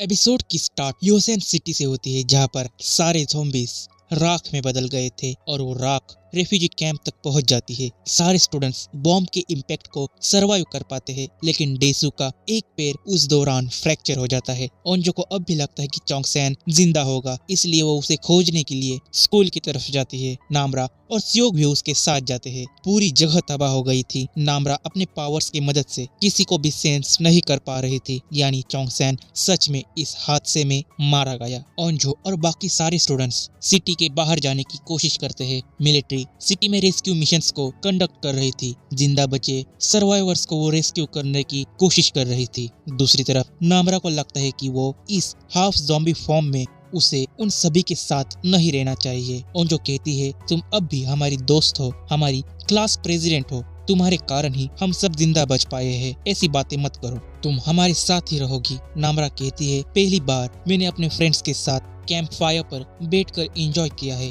क्या हम सब एक साथ दोबारा ये सब कर सकते हैं? तो ओंजो हाँ कहती है। आगे बढ़ते वक्त मिजिन को लगता है कि वो सब इस जगह पर खो गए हैं। तभी हारी के भाई का ध्यान एक पेड़ों पर बंधे रिबिन्स की तरफ जाता है, जो कि ओंजो के फादर ने बांधी थी ताकि उन्हें सही रास्ता मिल सके। तभी ओंजो को अपने फादर की एक टॉर्च मिलती है। जब वो पेड़ से टकराए थे तब ये गिर गई थी। ओंजो वापिस अपने फादर को याद कर रोने लगती है। दूसरी तरफ गवर्नमेंट ऑफिशियल्स मिस्टर ली के बेटे और वाइफ को अपने साथ ले जाते हैं। दूसरी तरफ सारे स्टूडेंट्स दूसरे सिटी में पहुंच जाते हैं। उन्हें लगता है कि वो सब अब सेफ है, लेकिन नामरा सेंस कर लेती है कि वहाँ पर भी कुछ ज़ॉम्बीज मौजूद है। वो सब वहाँ से भाग जाते हैं। भागते वक्त डेसू नीचे गिर जाता है क्योंकि उसका पैर फ्रैक्चर था। अब सब ज़ॉम्बी से लड़ने का डिसाइड करते हैं। वहाँ पर मौजूद कुछ सामान को वो सब हथियार की तरह यूज कर ज़ॉम्बीज पर हमला करते हैं। वो सब मिलकर काफी ज़ॉम्बीज को मार देते हैं। तभी लड़ते वक्त एक ज़ॉम्बी हरी पर हमला कर देता है। उसका भाई बीच में आकर उसकी जान बचा लेता है, लेकिन अब वो उस वायरस से इन्फेक्टेड हो जाता है। मरते वक्त वो अपने बहन को अपने आर्चरी का सपना पूरा करने के लिए कहता है। आखिरी अलविदा कर वो वहीं पर मारा जाता है। अपने आंखों के सामने ही अपने भाई को मरता हुआ देख हरी शॉक में चली जाती है। तभी वो एक ज़ॉम्बी में बदल जाता है और उन सबको मारने की कोशिश करता है। किसी की भी हिम्मत उसे मारने के लिए नहीं होती क्योंकि वो उनका दोस्त था। तभी नामरा हिम्मत जुटाकर उसे मार देती है। वो सब वहाँ से भाग जाते हैं। रास्ते में नामरा पर वायरस हावी होने लगा था, इसीलिए वो रास्ते के बीच में ही अपने हाथों को काटकर खुद को कंट्रोल करने की कोशिश करती है। आगे बढ़ते वक्त सियुक को पता चलता है कि नामरा उनके साथ नहीं है। वो और ओंजो नामरा को खोजने के लिए जाते हैं, जहाँ पर नामरा एक डेड बॉडी को खा रही थी। सियुक और ओंजो वो दोनों उसके इस हालत को देखकर चौंक जाते हैं। ओंजो उसे उनके साथ वापस चलने के लिए कहती है, लेकिन नामरा बहुत ही ज्यादा वायलेंट हुई थी। वो उसी पर हमला कर देती है। सियुक नामरा पर हमला नहीं कर पाता, वो इतनी हिम्मत नहीं जुटा पाता, लेकिन नामरा ही खुद को कंट्रोल कर ओंजो पर हमला नहीं करती और वो उसे छोड़कर वहाँ से भाग जाती है। वो सब उसे खोजने की कोशिश करते हैं, लेकिन वो उन्हें छोड़कर दूर चली जाती है। अब सब सिटी के एंड पॉइंट तक पहुंच जाते हैं, जहां पर मिलिट्री के सोल्जर्स उन सभी को रेस्क्यू कर लेते हैं। उन सभी ने अपने दोस्तों को खो दिया होता है। उन्हीं के कुर्बानी के कारण वो सब जिंदा बच पाते हैं। सभी को रेफ्यूजी कैंप में लाया जाता है, जहां पर ओंजो की मुलाकात उसी के फादर के दोस्त से होती है, जो उन्हीं का फायर फाइटर साथी था। उसी ने ओंजो के फादर को इस कैंप से बाहर भागने में हेल्प की थी। वो उसे उसके फादर के बारे में पूछता है और उनकी मौत की खबर सुनकर वो भी दुखी हो जाता है। सभी स्टूडेंट्स को इंटरोगेशन के लिए लाया जाता है और वो सब उन्हें मिस्टर ली के बारे में कुछ सवाल पूछते हैं। सारे स्टूडेंट्स उनके जवाब ठीक ठाक दे देते हैं। अब 3 महीने बीत जाते हैं। सिटी में लगे हुए मार्शल लॉ को भी हटा दिया जाता है। सभी रेफ्यूजीज को स्पेशल क्वारंटाइन सेंटर में से बाहर निकाला जाता है। सिटी में अब सिचुएशंस धीरे धीरे नॉर्मल लेवल पर आ रही थी। ओंजो रात को क्वारंटाइन सेंटर में से भागकर स्कूल के पास मौजूद उसी पहाड़ी पर जाती है और चोंगसेन को याद करने लगती है। लौटते वक्त उसका ध्यान स्कूल की तरफ जाता है, जहाँ पर रूफ के ऊपर किसी ने तो कैंप फायर जलाई थी। अगले दिन ओंजो सियुक से मिलने जाती है और कल देखी हुई कैंप फायर के बारे में उसे बताती है। उसे लगता है कि वो जरूर नामरा होगी, इसलिए वो आज रात स्कूल जाने वाली होती है। सियुक भी उसके साथ आना चाहता है, इसलिए ओंजो ये बात किसी को नहीं बताने के लिए कहती और उसे अपने साथ आने देती है, क्योंकि सबका वहाँ जाना खतरनाक हो सकता है। रात को ओंजो उसी जगह पर पहुंच जाती है जहाँ से वो बाहर जाती थी, लेकिन सभी वहाँ पर पहले से ही मौजूद होते हैं। वो सब स्कूल की तरफ जाते हैं, जहाँ पर डेसू अपने पास मौजूद उसी चॉकलेट के रैपर को उस ट्री के पास छोड़ देता है। उसी एक चॉकलेट को सबने मिल बांट कर खाया था। उन सब की याद में डेसू ने उस रैपर को अभी तक संभाल रखा होता है। तभी उन सभी का ध्यान स्कूल की तरफ जाता है। वहाँ पर किसी ने तो कैंप फायर जलाई होती है। वो सब स्कूल में एंटर करते हैं और रूफ पर चले जाते हैं। वहाँ पर सच में किसी ने तो कैंप फायर जलाई थी। तभी वहाँ पर नामरा आ जाती है, जो कि अब नॉर्मल कंडीशन में आ गई थी। उसके सारे इंजरीज अब हील हुए थे। वो सब उसे देखकर खुश हो जाते हैं। ओंजो अब नामरा को उनके साथ आने के लिए कहती है, पर नामरा कहती है कि मैं अब तुम्हारी तरह नहीं हूँ। मेरे जैसे और भी लोग यहाँ पर मौजूद है। हम सब साथ नहीं हुए तो क्या हुआ, हम सब दोस्त तो हमेशा बने रहेंगे ना। तभी नामरा जैसे और लोग भी स्कूल के पास आ जाते हैं और वो उन्हें सेंस कर लेती है। वो सीधा रूफ के ऊपर से छलांग लगाकर नीचे कूद जाती है और उन सभी के पास जाती है। नामरा को देखकर सभी चौंक जाते हैं और इसी के साथ ये लास्ट एपिसोड यहीं पर खत्म हो जाता है। ऐसे ही इंटरेस्टिंग सीरीज के एक्सप्लेनेशन के लिए इस चैनल को जरूर सब्सक्राइब करें। मिलता हो नेक्स्ट वीडियो में। जय हिंद।